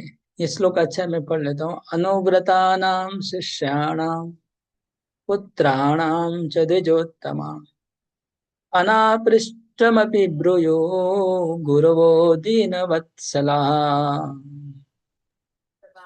हे ब्राह्मण श्रेष्ठ, जो गुरुजन है वे दिनों पर अत्यंत कृपालु रहते हैं। वे अपने अनुयायियों, शिष्यों तथा पुत्रों के प्रति सदैव कृपालु होते हैं और उनके द्वारा बिना पूछे ही सारा ज्ञान प्रदान करते हैं। तात्पर्य तात्पर्य तात्पर्य प्रामाणिक गुरु से जानने योग्य अनेक विषय होते हैं। प्रामाणिक गुरु के लिए अनुयायी, शिष्य तथा पुत्र सभी एक समान स्तर पर होते हैं और वे उन पर सदैव कृपालु रहते हैं तथा उनके न पूछने पर भी वह सदैव उन पे दिव्य विषयों के बारे में बताते रहते हैं। यही प्रामाणिक गुरु का स्वभाव है। विदुर ने श्री मैत्रेय मुनि से ऐसे विषयों के बारे में भी बताने हेतु अनुरोध किया जिन्हें उन्होंने उनसे न भी पूछा हो। तो देखिए, लास्ट में इस श्लोक में क्या बोले विदुर जी कि अनापृष्टम, अगर मैंने कुछ नहीं पूछा है वो भी आप बोल दीजिए। तो अगर इस बात को हम, ये बात को अगर कंक्लूजन समझते हैं, तो इसका जो प्रीवियस श्लोक था वो अंतिम श्लोक हो गया प्रश्नों के अंदर। तो क्योंकि यहाँ बोल रहे हैं कि अगर मैंने कुछ नहीं पूछा है तो वही बताइए, तो अगर प्रीवियस श्लोक लास्ट क्वेश्चन है, तो लास्ट क्वेश्चन का महिमा देखिए। लास्ट क्वेश्चन में क्या पूछा कि भगवान संतुष्ट कैसे होते हैं। इतने प्रश्न करने के बाद अंतिम क्वेश्चन क्या निकला कि भगवान का संतुष्टि कैसे होगा, मतलब भक्ति ही, प्रेम भक्ति, भगवान को खुशी करना, यही कंक्लूजन में आ गया। और इस श्लोक की महिमा थोड़ा देखते हैं। इस श्लोक की महिमा यह है कि आ, अनुव्रत, शिष्य और पुत्र, तीन व्यक्ति। अनुव्रत मतलब फॉलोवर्स, शिष्य मतलब डिसाइपल, पुत्र तो पुत्र जानते हैं। तो पुत्रों को, शिष्यों को और अपने फॉलोअर्स को, जो कृपालु होते हैं, दयालु होते हैं, वो लोग बिना पूछे भी उनको पहले से ही बता देते हैं। ये कर्तव्य है। तो ये एक्चुअली भक्ति वृक्ष के सर्व लीडर का भी ये क्वालिटी होना चाहिए। मेरे में भी ये कमी है एक्चुअली, खुद में, कि कई बार मैं कुछ लोगों को सावधान नहीं करता हूँ, पहले से बोलता नहीं हूँ कि ये मत करना, ये करना। वो लोग कर देते हैं, फिर बाद में मुश्किल हो जाता है। बाद में फिर बोलने की तो आदमी, जैसे एक बाप होता है बेटे को बोल देता है कि तुम, जैसे हम लोग जब मुंबई पहली बार गए है ना, तो मुंबई जब पहली बार गए तो हमारे जो बड़े भाई थे, हमारे जो पहले जा चुके थे, वो क्या बोलते थे, अच्छा रास्ते पे इस तरफ चलना, इस तरफ मत चलना, अगर सिनेमा देखना है तो जहाँ ए लिखा है वो सिनेमा कभी मत देखना। मतलब अलग अलग गाइडेंस देते थे। फिर अगर तुमको जा उस एरिया में कभी मत जाना, वहां पर पॉकेटमारी होती है, वहां पर मत जाना, ये सब देखिए बिना पूछे बता देते पहले से। तो हम सावधान हो गए कि ठीक है ये चीज, कभी फिर वो एक बार बोल दिया तो ऐसा दिमाग में बैठ गया, कभी वो फिर किया ही नहीं, क्योंकि आगे से बोल दिया। तो ऐसे कर्तव्य बनता है गुरुजनों का, कि अपने फॉलोअर्स को, शिष्यों को, पुत्र को पहले से अगुवाई कर देना चाहिए, शिक्षा दे देना चाहिए कि क्या क्या है, क्या क्या नहीं है। ये नहीं करने से फिर एक गलती हो जाता है। तो वो बोलते दीन वत्सला, अगर वत्सल है, मतलब अगर कृपा है तो आगे बता देंगे। अगर नहीं बता रहे मतलब कृपा पूरा नहीं है, पूरा कृपा नहीं है, तो आगे से नहीं बता रहे, सावधान नहीं कर रहे हैं पहले से। तो सर्व लीडर्स को भी अपने मेंबर लोगों को बहुत सारी चीजों के बारे में आगे से उनको शिक्षा दे देनी चाहिए। कभी कभी क्या होता है कि जब आदमी कुछ गड़बड़ करता है तब सरेंडर उसके बारे में बोलने लगता है कि आदमी खराब है, ऐसा है। तो बोले खराब है तो इतना दिन तो आप खराब बोले नहीं, अभी अचानक क्यों बोल रहे हैं खराब? लोग फिर डाउट करेंगे ना, मानेंगे नहीं बात को। इसलिए आगे से सब चीजों के बारे में अगुवाई कर देना चाहिए। ये था। तो ये था पिछला प्रश्न, यद्यपि लास्ट क्वेश्चन लग रहा है। कि भगवान, लेकिन इसके बाद भी फिर प्रश्न पूछ रहे हैं, इसका मतलब क्या, कि मैत्र मुनि खुद ही सोचने लगे कि और भी कुछ बचा की, तो और भी कुछ उनको याद आ गए प्रश्न, फिर उनको भी रख देते हैं प्रश्न, फिर से कुछ प्रश्न पूछ लेते हैं। जो छूट गए थे एक दो प्रश्न, उसको फिर से पूछ रहे हैं आगे।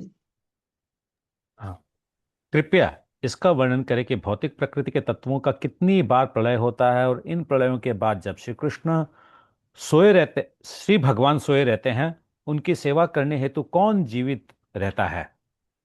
तात्पर्य, ब्रह्म संहिता 5.47-48 में कहा गया है कि जब महाविष्णु योग निद्रा में रहते हैं तो उनके श्वास लेते समय असंख्य ब्रह्मांड समेत सारे भौतिक जगत प्रकट तथा अप्रकट होते रहते हैं। आप पढ़ेंगे प्रभु जी ये वाला? तात्पर्य पढ़ लीजिए।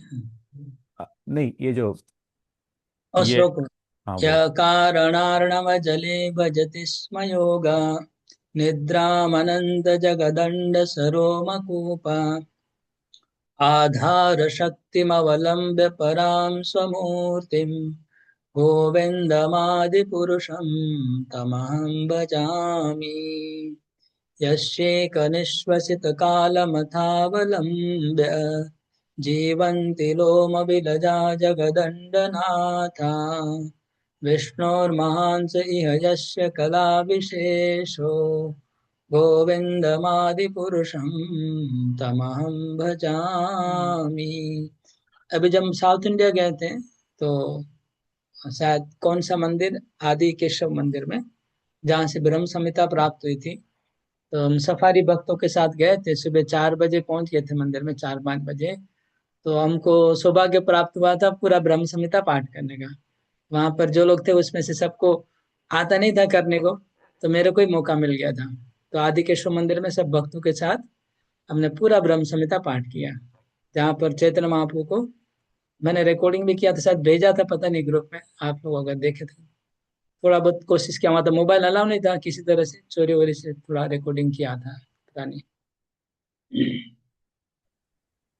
गोविंद, जो कि सर्वोच्च तथा पूर्ण पुरुषोत्तम श्री भगवान कृष्ण हैं, अपनी निद्रा के समय असंख्य ब्रह्मांडों का सृजन करने हेतु कारण सागर में अनंत काल तक सोते रहते हैं। वे अपनी अंतरंगा शक्ति द्वारा जल में लेटे रहते हैं। मैं उन आदि भगवान की पूजा करता हूँ। उनके श्वास लेने से असंख्य ब्रह्मांडों का जन्म होता है, और जब वे श्वास निकालते हैं तो इन समस्त ब्रह्मांडों का संहार हो जाता है।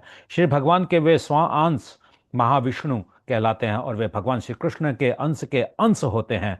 मैं उन आदि भगवान गोविंद की पूजा करता हूं।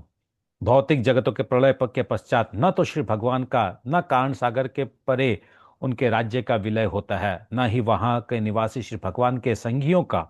श्री भगवान के संगियों की संख्या उन जीवों की काफी अधिक है जिन्होंने भौतिक संगति के कारण श्री भगवान को भुला दिया है। मूल श्रीमद् भागवतम में अहमेवासम एवाग्रे इत्यादि 4 श्लोकों के आए अहम शब्द की निर्विशेषवादियों द्वारा किए जाने वाली व्याख्या का यही खंडन किया जाता है। श्री भगवान तथा उनके नित्य संगी प्रलय के बाद भी बचे रहते हैं। विदुर द्वारा ऐसे व्यक्तियों के विषय में प्रश्न किए जाना श्री भगवान के समस्त साज सामान का अस्तित्व का स्पष्ट सूचक है। इसकी पुष्टि स्कंद पुराण में काशी खंड में भी हुई है, जिसका उदाहरण शिला जीव गोस्वामी तथा शिला विश्वनाथ चक्रवर्ती दोनों ने शिला श्रीधर गोस्वामी के अनुसरण करते हुए दिया है। प्रभु जी थोड़ा पढ़ दीजिए। न्यच्चवन्ते यद् भक्ता महत्यां प्रलयापदे महा अतोच्युतोऽखिले लोके स एकः सर्वगो व्यय। संपूर्ण विराट जगत के प्रलय के बाद भी श्री भगवत भक्त कभी अपनी निजी अस्तित्व नहीं खोते। श्री भगवान तथा उनके साथ रहने वाले भक्त इस जगत में तथा अत्याधिक जगत में, आध्यात्मिक जगत में सदैव शाश्वत है। हरे कृष्ण। तो ये जब हम लोग चतुश्लोकी पढ़ रहे थे, आप लोग को अगर याद होगा, तब ये श्लोक, ये एग्जैक्टली यही श्लोक उसमें कमेंट्री में चक्रवर्ती ठाकुर ने, जीव गोस्वामी दोनों ने उद्धृत किया था। वहां पर जब भगवान बोलते अहम एव आसम एवाग्रे, केवल मैं अकेला ही था, तो मैं अकेला था, तो वहां पर निर्विशेषवादी व मायावादी लोग तो कह देते हैं इसका मतलब आगे कुछ नहीं था, केवल केवल भगवान थे। तो वहां पर बोलते नहीं नहीं, भगवान बोलते मैं अकेला था, इसका मतलब भगवान के साथी लोग थे। इस श्लोक का प्रमाण है। इस श्लोक में विदुर जी पूछ रहे हैं कि प्रलय के बाद भगवान की सेवा कौन कर रहा था, भगवान को चवर कौन डुला रहा था, भगवान के साथ कौन सो रहा था, ये भी बताइए। इसका मतलब कोई था, भगवान अकेले नहीं थे। तो मतलब भगवान का पूरा आध्यात्मिक सृष्टि पूरा था, भौतिक सृष्टि बाद में हुआ। आगे प्रभु जी, हाँ बोले। लाइन आया ना कि उनका ये वाली जो कि भगवान जो महाविष्णु, उनके श्वास लेने से असंख्य ब्रह्मांडों का जन्म होता है। जैसे अभी तक मुझे ये था कि श्वास छोड़ने से असंख्य ब्रह्मांड जाते हैं, श्वास लेते तो असंख्य ब्रह्मांडों का प्रलय होता है। तो ये मेरे को जरा वो शब्दों के जाल में पड़ेगा। वो कभी कभी ऐसा लिखा रहता है कि भगवान के ना श्वास से ब्रह्मांड निकले, लेकिन कभी बोलते हैं कि श्वास खींचने से ब्रह्मांड अंदर चले जाते हैं। ऐसा बात है नहीं, उसमें लिखा हर रोमकूप से भगवान का ब्रह्मांड निकल रहे हैं, रोमकूप में ब्रह्मांड जा रहे हैं। और ये श्वास जो है वो खाली समय का सूचक है, कि भगवान का श्वास लेने में जितना समय लगता है उतना समय ही ब्रह्मांड का आयु है। ये बात सूचक, समय सूचक है श्वास। ऐसा नहीं कि श्वास में भगवान ब्रह्मांड को खींच लेते हैं और श्वास में बाहर निकालते हैं, ऐसा नहीं है। ब्रह्मांड भगवान के नाक से निकला ऐसा कहीं नहीं लिखा है। ब्रह्मांड निकला है भगवान से रोमकूपों से, ये सब जगह लिखा है। यहाँ यस्य एक निश्वसित काल, क्या लिखा है? यस्य, जिनके एक निश्वसित मतलब एक निश्वास, कालम अवलंब्य, उतना समय अवलंबन करके, जीवंती लोम विलजा, जीवंती लोम कहाँ से विलजा? लोम बिलजा, कहाँ से जन्म हुआ? लोम बिल, बिल मतलब खड्डा, तो लोम बिलजा स्पष्ट, इस एक लाइन में तो पूरा आंसर आ गया। कई लोग इसको इस्कॉन के भक्त लोग मिस इंटरप्रेट करते रहते हैं कि भगवान के श्वास से ब्रह्मांड निकलते, श्वास। इस लाइन में देखिए क्या लिखा है, यस्य एक, जिनका एक निश्वसित निश्वास से, यस्य एक निश्चित कालम समय, अवलंब्य उतना अवधि से, यस्य एक निश्चित कालम अथा अवलंब्य जीवंती जीते हैं। कौन? उतना समय जीते हैं, एक निश्वास काल तक जीते। कौन? लोम बिलजा, लोम भगवान का जो रोम कूप है वो लोम, बिल मतलब खड्डा, बिलजा मतलब उस गर्त से निकले हुए ब्रह्मांड। स्पष्ट एक लाइन में पूरा लिखा है। हाँ, मोहन राज राजपूत। हरे कृष्ण प्रभु जी, मेरा एक्चुअली में ऐसा था कि ये जो भगवान जो पूछते हैं who was serving Lord after प्रलय, ये जो पूछ रहे हैं विदुर जी महाराज, विदुर जी पूछ रहे हैं, विदुर जी मैत्री जी। पूछ रहे हैं, राइट। तो ये चीज एक्चुअली में पहले भी आप 5-7 दिन पहले, जो पहले 5-7 दिन पहले क्लास में ही बताए थे कि भगवान जैसे अपने दिव्य धाम में रहते हैं और हम लोग को सबको देख के उन पे करुणा, हम लोग पे करुणा आती है, तब भगवान दृष्टिपात करके वो विस्तार करते हैं। इसका मतलब कुछ लोग हैं जिनके आप बोले थे ऐसे, कुछ लोग के साथ भगवान आनंद करते हैं, और हम जीव आत्मा जब हम लोग को जब कष्ट में देखते हैं तो भगवान पे करुणा भगवान आती को याद आती है कि ये है, याद आती है। जीवात्मा लोग माया के इसमें deep sleep, deep sound sleep पे पड़े हुए हैं। हाँ, तो इनको भी उठा के थोड़ा क्यों नहीं वापस लगाया जाए। इसलिए आज बैकग्राउंड पिक्चर मैंने यही डाला है कि भगवान अपने पार्षदों के साथ बैठे हुए देखिए। हाँ, ओके, आगे पढ़िए। श्लोक 38। जीवों तथा पूर्ण पुरुषोत्तम भगवान के विषय में क्या क्या सच्चाई है, उनके स्वरूप क्या क्या है, वेदों के ज्ञान का क्या विशिष्ट मूल्य है, और गुरु तथा उनके शिष्यों की अनिवार्यताएं क्या है। तात्पर्य: सारे जीव स्वाभाविक रूप से श्री भगवान के दास है और श्री भगवान हर एक के सभी प्रकार के सेवाएं स्वीकार कर सकते हैं। यह स्पष्ट घोषणा की गई है श्रीमद् भगवद गीता 5.29 की। भगवान सारे यज्ञों तथा तपस्याओं के लाभों के परम भोक्ता, समस्त व्यक्त वस्तुओं के स्वामी तथा सारे जीवों के मित्र है। यही उनकी असली पहचान है। एतव जब जीव श्री भगवान के इस परम स्वामित्व को स्वीकार करता है और उसी भाव से कार्य करता है तो वह अपने असली स्वरूप को धारण कर सकता है। जीव को ज्ञान के इस मानदंड एक ऊपर उठाते हुए आध्यात्मिक संगति की आवश्यकता होती है। प्रामाणिक गुरु की इच्छा होती है कि उसे शिष्य श्री भगवान की दिव्य सेवा करने की विधि जाने, और शिष्य भी इन ये जानते हैं कि उन्हें किसी स्वरूप सिद्धि व्यक्ति से ईश्वर तथा जीव के नित्य संबंध के विषय में सीखना चाहिए। इस दिव्य ज्ञान का वितरण करने हेतु मनुष्य को वैदिक ज्ञान के प्रकाश के बल से सांसारिक कार्यकलाप के में अवकाश लेना चाहिए। इस श्लोक के सारे प्रश्न का यही सार समाहार है। तो मतलब प्रलय के बारे में पूछ लिया लास्ट में। प्रलय के बाद मतलब पहले सृष्टि का एक प्रश्न था 50, ये तो प्रलय का। और अभी बोले कि गुरु शिष्य प्रयोजनम, गुरु की प्रयोजन क्या है, शिष्य की प्रयोजन क्या है, गुरु की परीक्षा कैसे होगी, शिष्य की परीक्षा कैसे होगी, कैसे ज्ञान प्रदान होगा, ये भी सब बता दीजिए। मतलब कुछ भी जो जो याद आ रहा है वो सब ऐड कर रहे हैं क्वेश्चन। मतलब जैसे हम लोग सिलेबस बनाते हैं, किसी श्रद्धावान का सिलेबस बनाते हैं, कभी गुरु आश्रय का सिलेबस बनाते हैं। सिलेबस बनाने से सारा सब्जेक्ट हमको इकट्ठा करना पड़ता है। तो ऐसे ये सिलेबस बना रहे हैं भागवतम का। हाँ, विदुर जी कि क्या क्या सब्जेक्ट इस पे भागवत में टोटल आ जाना चाहिए। एक प्रकार का सिलेबस तैयार हो रहा है। जो उत्तर देंगे तो शिष्य को जितना ज्ञान चाहिए सब उसमें मिल जाएगा। और उस जमाने में ये सारा प्रयोजन था 5,000 साल पहले। अभी का वर्तमान का थोड़ा सिलेबस अलग होगा क्योंकि अभी के लोगों का नीड अलग होगा। आगे पढ़िए। श्री भगवान के निष्कलुष भक्तों ने ऐसे ज्ञान के स्रोत का उल्लेख किया है। ऐसे भक्तों की सहायता के बिना कोई व्यक्ति भला किस तरह भक्ति तथा वैराग्य के ज्ञान को पा सकता है। तात्पर्य: ऐसे अनेक अनुभवहीन व्यक्ति होते हैं जो गुरु की सहायता के बिना आत्म साक्षात्कार के होने की बात कहते हैं। वे गुरु की आवश्यकता की निंदा करते हैं और इस सिद्धांत का प्रचार करते हैं कि गुरु आवश्यक नहीं होते, उनके स्थान को स्वयं ग्रहण करने का प्रयास करते हैं। किंतु श्रीमद् भागवतम इस दृष्टिकोण को मान्यता नहीं देता। महान दिव्य विद्वान श्रील व्यासदेव को भी गुरु की आवश्यकता पड़ी थी और उन्होंने अपने गुरु श्री नारद मुनि के आदेश के अनुसार ही इस उत्कृष्ट ग्रंथ श्रीमद् भागवतम की रचना की। श्री चैतन्य महाप्रभु ने भी, जो कि स्वयं भगवान श्री कृष्ण हैं, गुरु स्वीकार किया। यहां तक कि भगवान श्री कृष्ण ने भी प्रबुद्ध होने हेतु सांदीपनि मुनि को अपना गुरु बनाया। संसार के सारे आचार्यों तथा संतों के गुरु थे। श्रीमद् भगवद गीता में अर्जुन ने श्री भगवान कृष्ण को अपने गुरु स्वीकार किया, यद्यपि ऐसे औपचारिक घोषणा की आवश्यकता नहीं थी। अतः सभी प्रकार से गुरु स्वीकार करने की आवश्यकता के विषय में कोई संदेह नहीं रह जाता। एकमात्र शर्त यह है कि गुरु प्रामाणिक होना चाहिए, अर्थात गुरु को परंपरा प्रणाली की उचित श्रृंखला से आया हुआ होना चाहिए। सूरी महान विद्वान होते हैं, किंतु वे सदैव अनघ या निष्कलुष नहीं होते। अनघ तो होते सूरी हैं, नहीं होते। निष्कलुष होते हैं। अच्छा ठीक है, मैं वैसे पढ़ता हूं। लिखा हुआ नहीं होते हैं तो अच्छा, सॉरी। निष्कलुष होते हैं।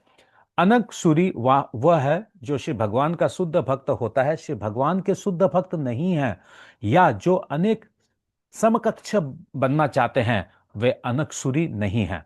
शुद्ध भक्तों ने प्रामाणिक शास्त्रों के आधार पर ज्ञान के अनेक ग्रंथ लिखे हैं। श्रील रूप गोस्वामी तथा उनके सहायकों ने श्री चैतन्य महाप्रभु के निर्देशानुसार भावी भक्तों के मार्गदर्शन हेतु विविध ग्रंथों की रचना की है। और जो कोई भी श्री भगवान के शुद्ध भक्त के पद तक सच्चे मन से अपने आप को ऊपर ले जाना चाहता है, उसे इन ग्रंथों से लाभ उठाना चाहिए। अरे ओके, आप ठीक ही हैं। उसमें ऐसा लिखा है कि सूरी तो कोई भी हो सकता है, लेकिन अनघ सूरी सब लोग नहीं होते हैं। अनघ सूरी मतलब स्पॉटलेस सेज, और खाली सूरी मतलब खाली सेज हो गए, खाली स्कॉलर। और स्पॉटलेस स्कॉलर, ऐसे दोनों का अंतर किया गया, अनघ सूरी और सूरी। एनीवे, इस श्लोक में देखेंगे तो क्या आया कि बहुत सुंदर है। श्लोक में देखिए, निमित्तानि च तस्य प्रोक्तानि अनघ सूरी भी। तो स्वतो ज्ञानम कुतः पुंसाम भक्ति वैराग्यम एवं। मनुष्य को स्वतो अपने आप ज्ञान और वैराग्य, ज्ञान भक्ति और वैराग्य, तीन शब्द आया एक श्लोक में। पहले लिखा है ज्ञान, हाँ, फिर लिखा है भक्ति, फिर वैराग्य। तो ज्ञान, भक्ति और वैराग्य, स्वतो मतलब अपने आप। अपने आप ऑटोमेटिक कैसे हो सकता है, मतलब नहीं हो सकता है। भक्ति, ज्ञान और वैराग्य ऑटोमेटिक नहीं हो सकते हैं, अपने आप नहीं हो सकते हैं। इसलिए निमित्त, इसका कुछ न कुछ निमित्त तो जरूर होता है। बिना कोई निमित्त के, बिना कोई निमित्त के कैसे गुरु प्राप्त होंगे, कैसे भक्ति करेंगे? कोई निमित्त होगा तो उसका निमित्त क्या, ये बताइए। क्या कारण, क्या करने से ज्ञान, भक्ति और वैराग्य प्राप्त होता है, और गुरु प्राप्त होगा क्या करने से? इसका निमित्त क्या, ये बताइए। ये श्लोक है गुरु शिष्य प्रयोजनम। और पिछले श्लोक में लिखा था गुरु शिष्य प्रयोजनम। तो उसका तात्पर्य यहाँ पर रूपा जी बता रहे हैं कि गुरु शिष्य का प्रयोजन सब जगह शास्त्रों में दिया है। भगवान खुद गुरु बनाते हैं। चैतन्य महाप्रभु ने बनाया, कृष्ण ने बनाया, हाँ, ये लोग सब, कोई जरूरत नहीं था, लेकिन सिद्धांत को स्थापना करने के लिए गुरु बनाया। इसलिए हाँ, कोई अगर बोलता है गुरु की आवश्यकता नहीं है तो गलत सिद्धांत है ये। तो ज्ञानम कुतः पुंसाम, आगे पढ़िए। प्रभु जी, ये वाला पैराग्राफ जो था ना, लास्ट वाला पैराग्राफ, वो सूरी अनग, ये चीज तो थोड़ा क्लियर नहीं हुआ है। हाँ, मैं बोलता हूँ। तो लास्ट पैराग्राफ में पहला लाइन में ये लिखा है कि सूर्य कौन है? जो ग्रेट स्कॉलर है। ग्रेट स्कॉलर का हिंदी में क्या लिखा है? सूरी महान विद्वान होते हैं। हाँ, कि महान विद्वान। तो but they may not be always अनग। तो जो महान विद्वान है वो हमेशा निष्पाप नहीं होंगे, निष्कलुष नहीं हो सकते हैं। ठीक है। जो सूर्य है वो अनग नहीं हो सकते हैं, लेकिन अनग सूर्य, भक्त लोग अनग सूर्य होते हैं। सूर्य मतलब विद्वान, और अनग मतलब निष्पाप। अघ मतलब पाप, अनग मतलब निष्पाप। तो कोई विद्वान है लेकिन निष्पाप है, ऐसा जरूरी नहीं है। लेकिन आप तो विद्वान भी हैं और निष्पाप भी हैं, ये बोल रहे हैं। क्लियर क्या? ओके, हाँ? ठीक है प्रभु। जैसे मुनि और स्थितधि मुनि है ना, भगवत गीता में पहले मुनि आता है। मुनि मतलब जो मौन, जो मनन करते हैं, मननशील मुनि। लेकिन स्थितधि मुनि वो कौन है? भक्त लोग है स्थितधि मुनि, बाकी सब लोग मुनि है। इस प्रकार सूर्य और अनघ सूर्य। श्लोक 40। हे मुनि, मैंने आपके समक्ष इन सारे प्रश्नों को पूर्ण पुरुषोत्तम भगवान श्री हरि की लीलाओं को जानने के उद्देश्य से ही रखा है। आप सबके मित्र हैं, इतने कृपा करके उन सब के लाभार्थ उनका वर्णन करें जिनकी दृष्टि नष्ट हो चुकी है। तात्पर्य, विदुर ने श्री भगवान के प्रेम में दिव्य सेवा के सिद्धांतों को समझने के उद्देश्य से नाना प्रकार के प्रश्न पूछे। जैसा कि श्रीमद् भगवद गीता 2.41 में वर्णन हुआ है, श्री भगवान की भक्ति अनन्य है और भक्त का मन अनिश्चितताओं की अनेक शाखाओं की ओर नहीं मुड़ता। विदुर का उद्देश्य श्री भगवान की उस सेवा में स्थिर बने रहना है जिसमें मनुष्य इधर उधर भटके बिना लीन रहता है। उन्होंने मैत्री मुनि की मित्रता का दावा इसलिए नहीं किया कि वे मित्र के पुत्र थे, किंतु इसलिए किया कि श्री मैत्रेय मुनि वस्तुतः उन सब के मित्र थे जिन्होंने भौतिकतावादी से प्रभावित होकर अपनी आध्यात्मिक दृष्टि खो दी है। तो मित्र किनके? जो लोग भौतिकतावादी उनके लिए मित्र हैं। तान में पृच्छत प्रश्नान हरे कर्म विवत्सया। मैंने आपको इतने सारे प्रश्न पूछा, मेन उद्देश्य क्या है? हरि की लीला सुनने के लिए। ब्रूहि में अज्ञस्य मित्रत्वात् अजया नष्ट चक्षुषा। ब्रूहि, कृपा करके मेरे को बोलिए, मैं अज्ञ हूँ, मैं मूर्ख हूँ।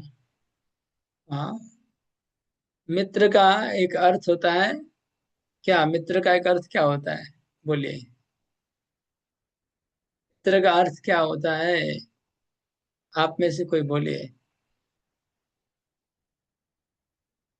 हाँ, ना ना फ्रेंड का हृदय का बात समझ में आता है। क्या क्या? हृदय का बात, अच्छा। सुहृत है ना प्रभु, सुहृत।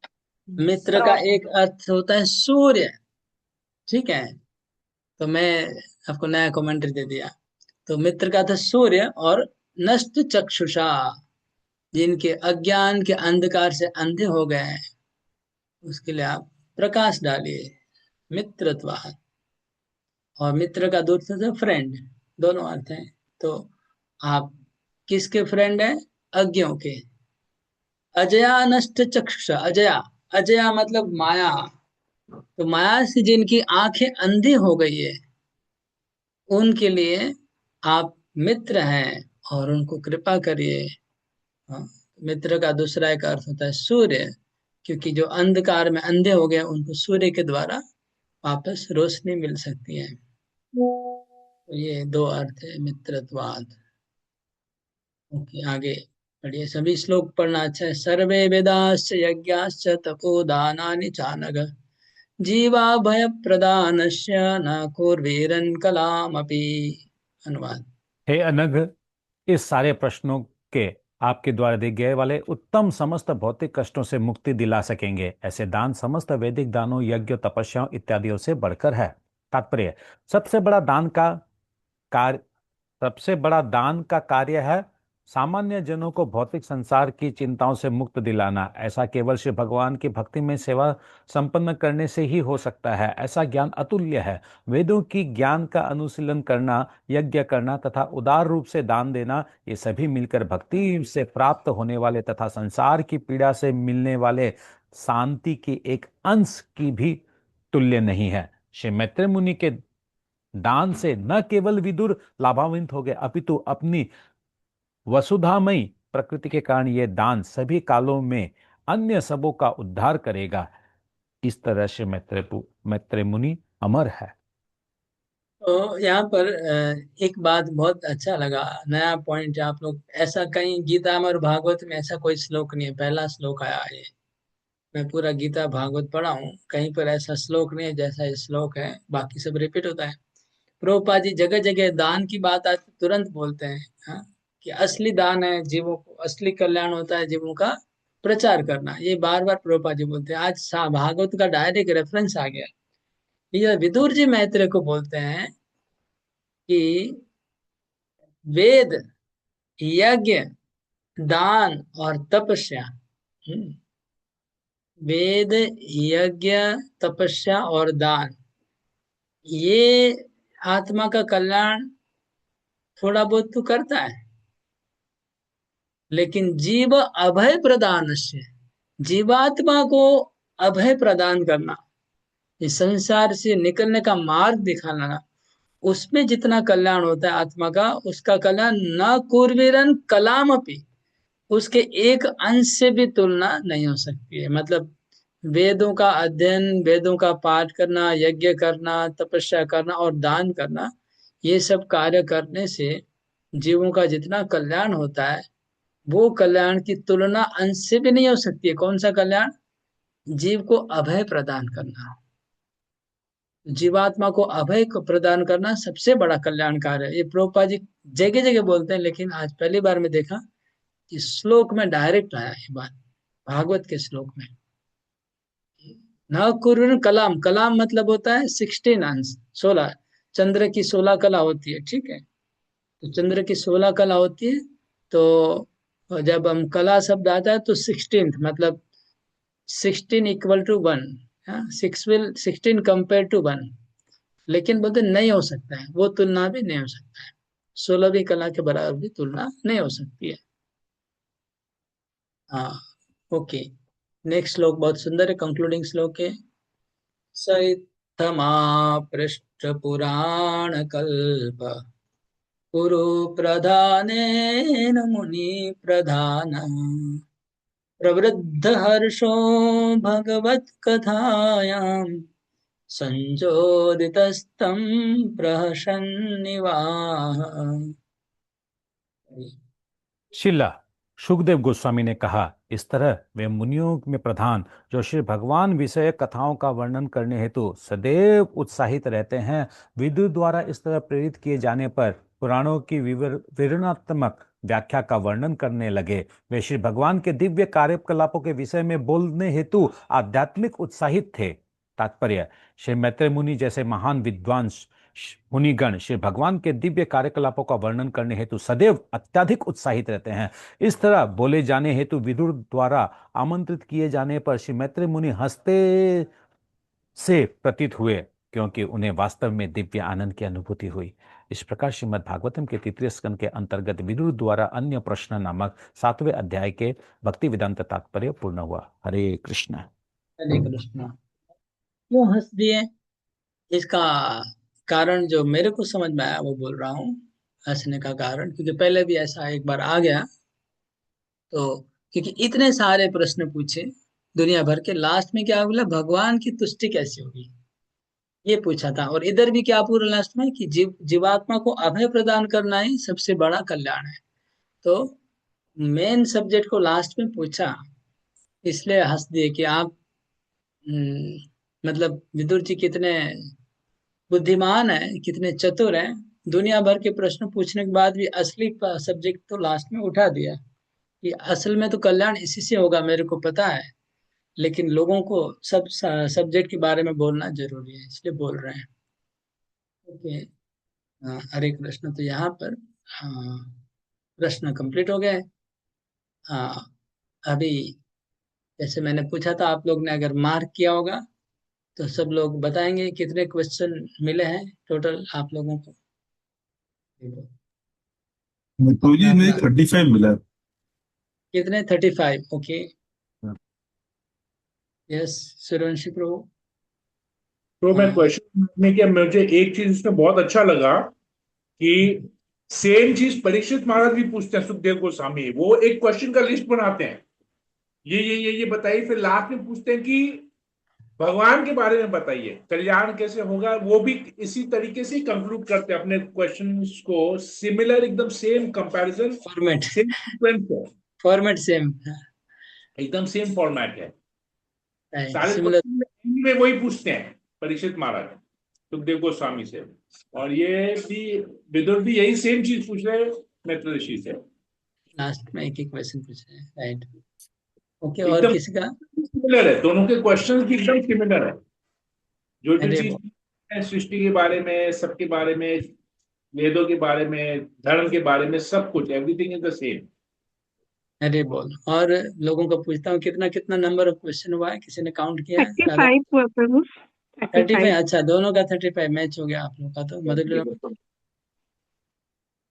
तो मैंने नहीं किया एक्चुअली, एक एक प्रश्न इसमें बहुत सारे क्वेश्चंस थे ना, तो टाइम मैंने नहीं लिखा। ओके कोई बात नहीं। और कोई किया है काउंट? वो मेरा 30 हुआ है। 30 हुआ। ओके, सदानंद किधर को? 32। 32। ওকে, রাগলেখা মাতাজি। হরে কৃষ্ণ প্রভু, আমার 22টা হয়েছে। আচ্ছা, অনেক প্রশ্নের মধ্যে 2-3টে ছিল, আমি ওগুলোকে এক দিয়ে ধরেছি। ओके ओके,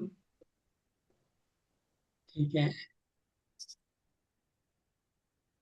तो मेरे, ये पुराना मेरा बुक है, बहुत पुराना। इसमें मैंने इधर लिखा है 50 क्वेश्चन।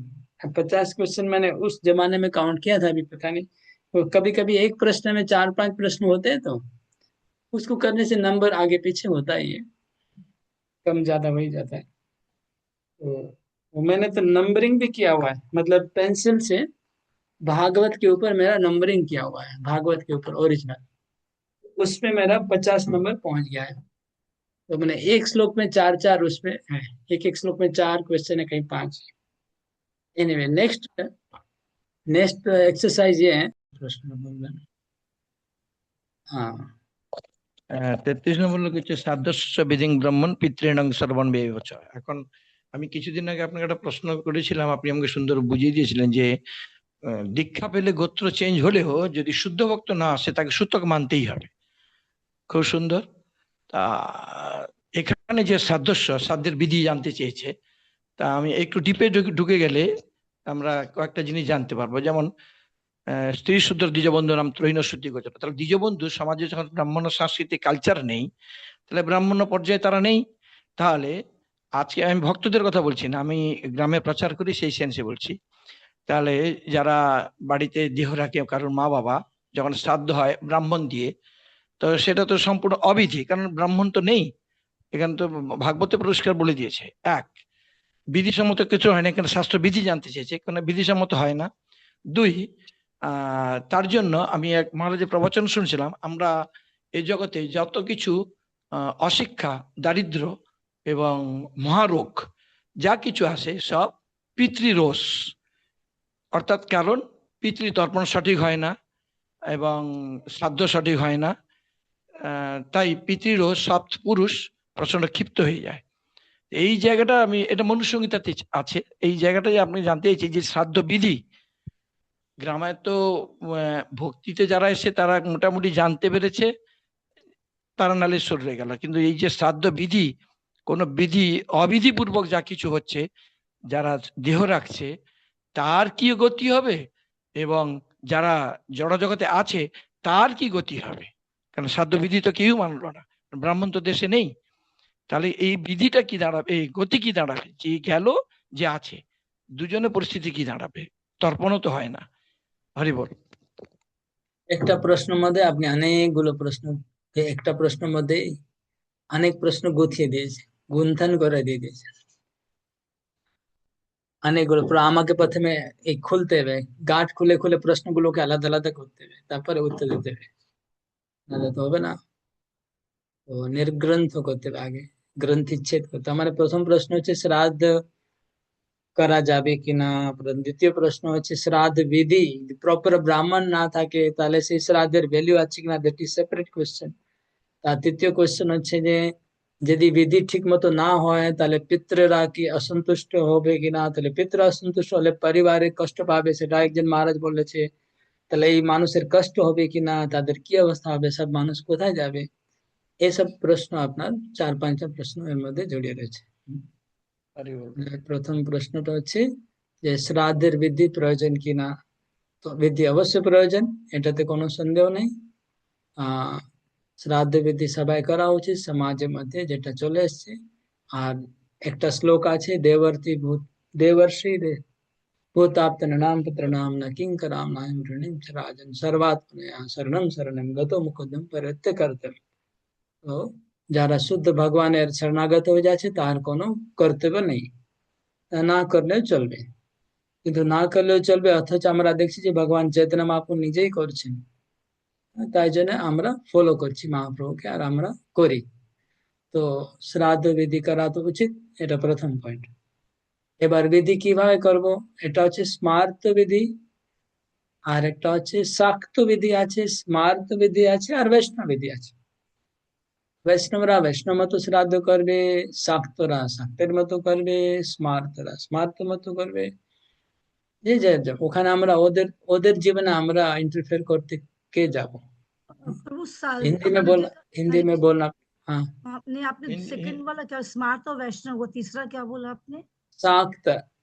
शाक्त क्या मतलब नहीं शाक्त समझ? मतलब जो शक्ति की उपासना करने वाले, दुर्गा, काली, चामुंडा, इनकी उपासना करने वाले, इनकी श्राद्ध विधि अलग होगी, स्मार्त ब्राह्मण की अलग होगी, और वैष्णव की अलग विधि होगी। और बहुत सारे कैटेगरी हैं, लेकिन ये मुख्य मैंने बताया। तो इसलिए हम लोग दूसरे लोगों को तो शिक्षा नहीं दे सकते हैं कि आप ये फॉलो करिए, जो जिस लाइन में उसको फॉलो करेगा।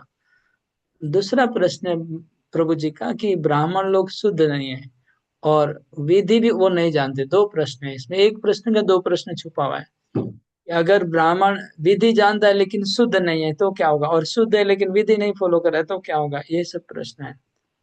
तो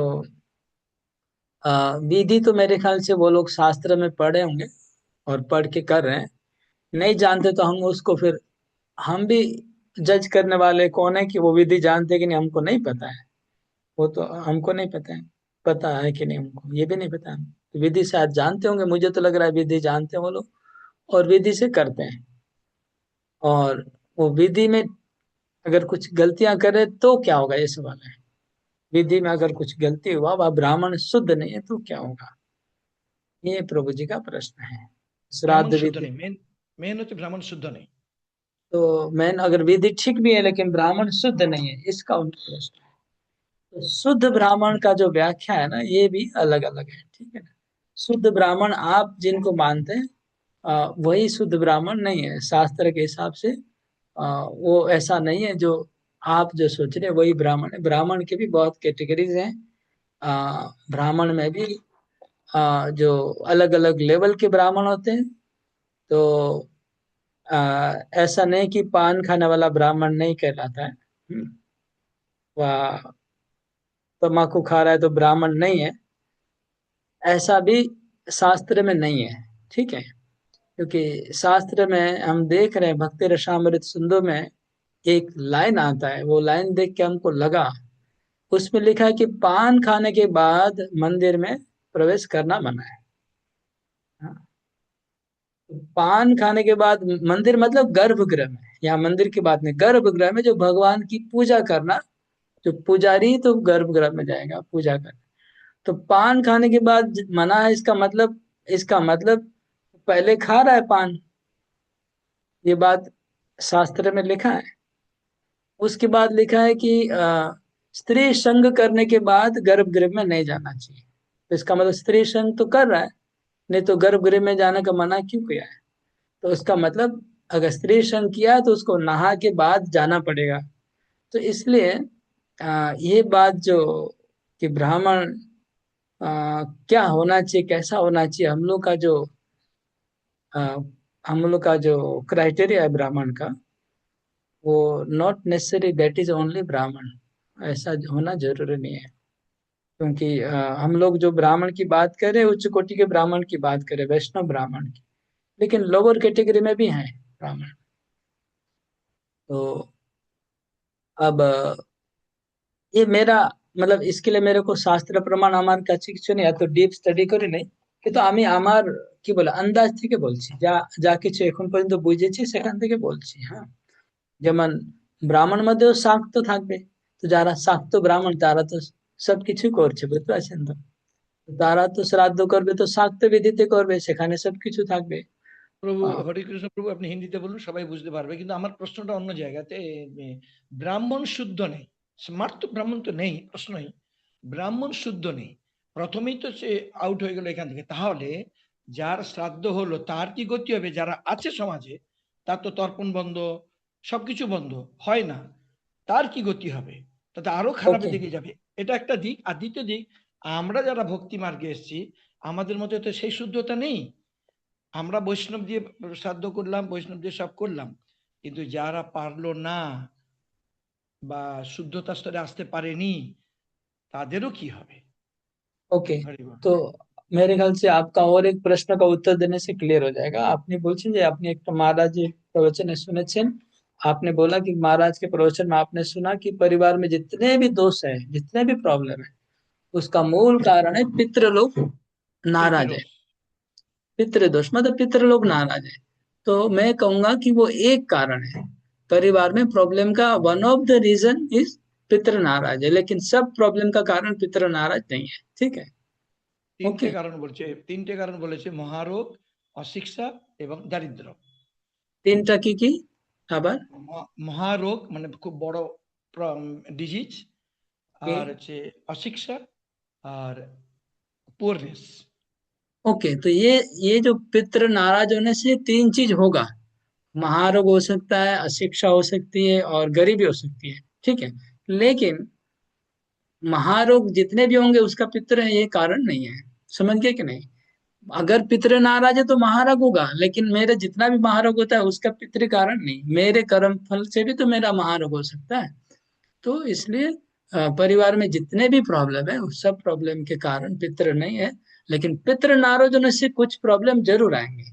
ये घर में जितने भी महारोग हो रहे हैं उसके पीछे पितृ कारण नहीं है, लेकिन अगर पितृ नाराज है तो जरूर महारोग होगा।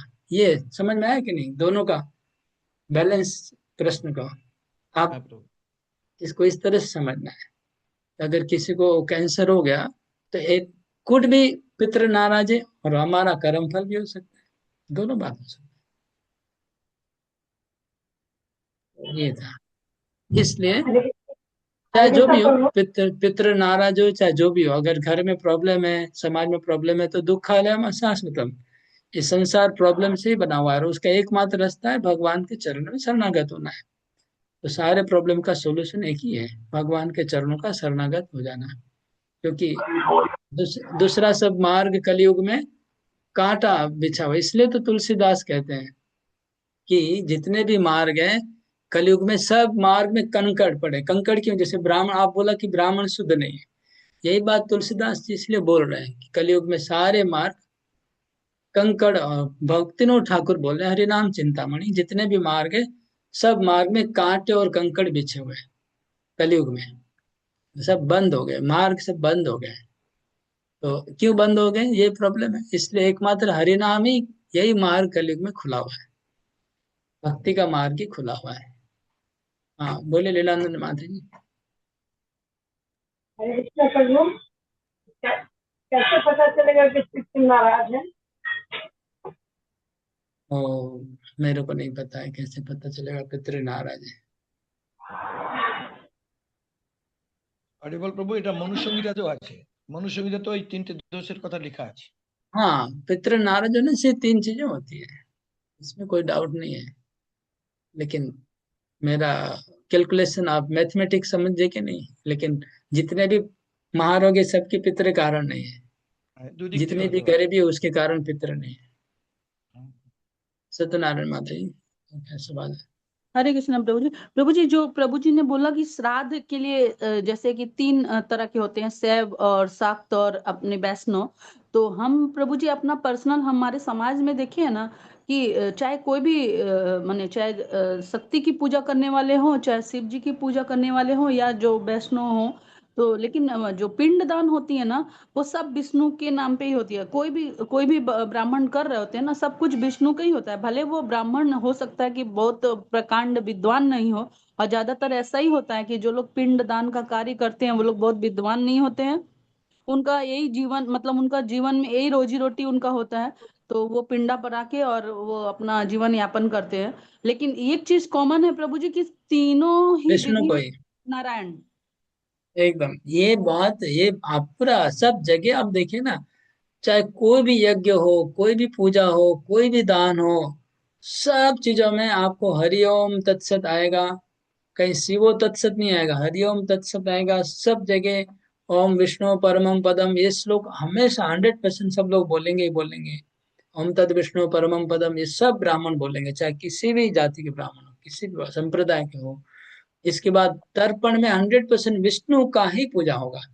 तो 100% सब ब्राह्मणों को पता है, माने चाहे कोई भी ब्राह्मण हो दुनिया का, सबको पता है कि विष्णु के तर्पण के बिना पितरों का उद्धार नहीं हो सकता, नहीं हो सकता, नहीं। कोई शिव जी के लिए तर्पण नहीं करेगा, कोई देवी के लिए नहीं करेगा, सबको पता है। इसलिए वैदिक शास्त्र में बहुत स्पष्ट ही है कि विष्णु भगवान है। ये पता नहीं लोग कैसे कंफ्यूज हो जाते हैं और उल्टा सीधा प्रचार हो। कुछ तो कारण है इसको मायावाद की वजह से। मायावाद में आ जाता है सब देवता बराबर है, सब लोग बराबर है, बोल के कंफ्यूज कर देते हैं लोगों को।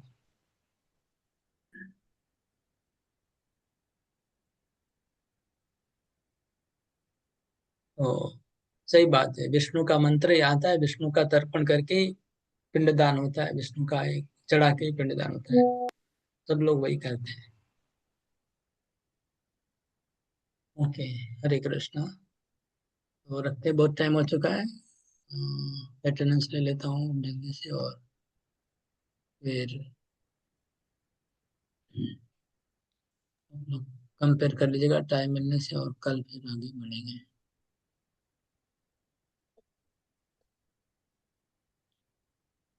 हरे कृष्ण हरे कृष्ण कृष्ण कृष्ण हरे हरे, हरे राम राम राम। रिकॉर्डिंग ऑफ कर सकते हैं प्रभु।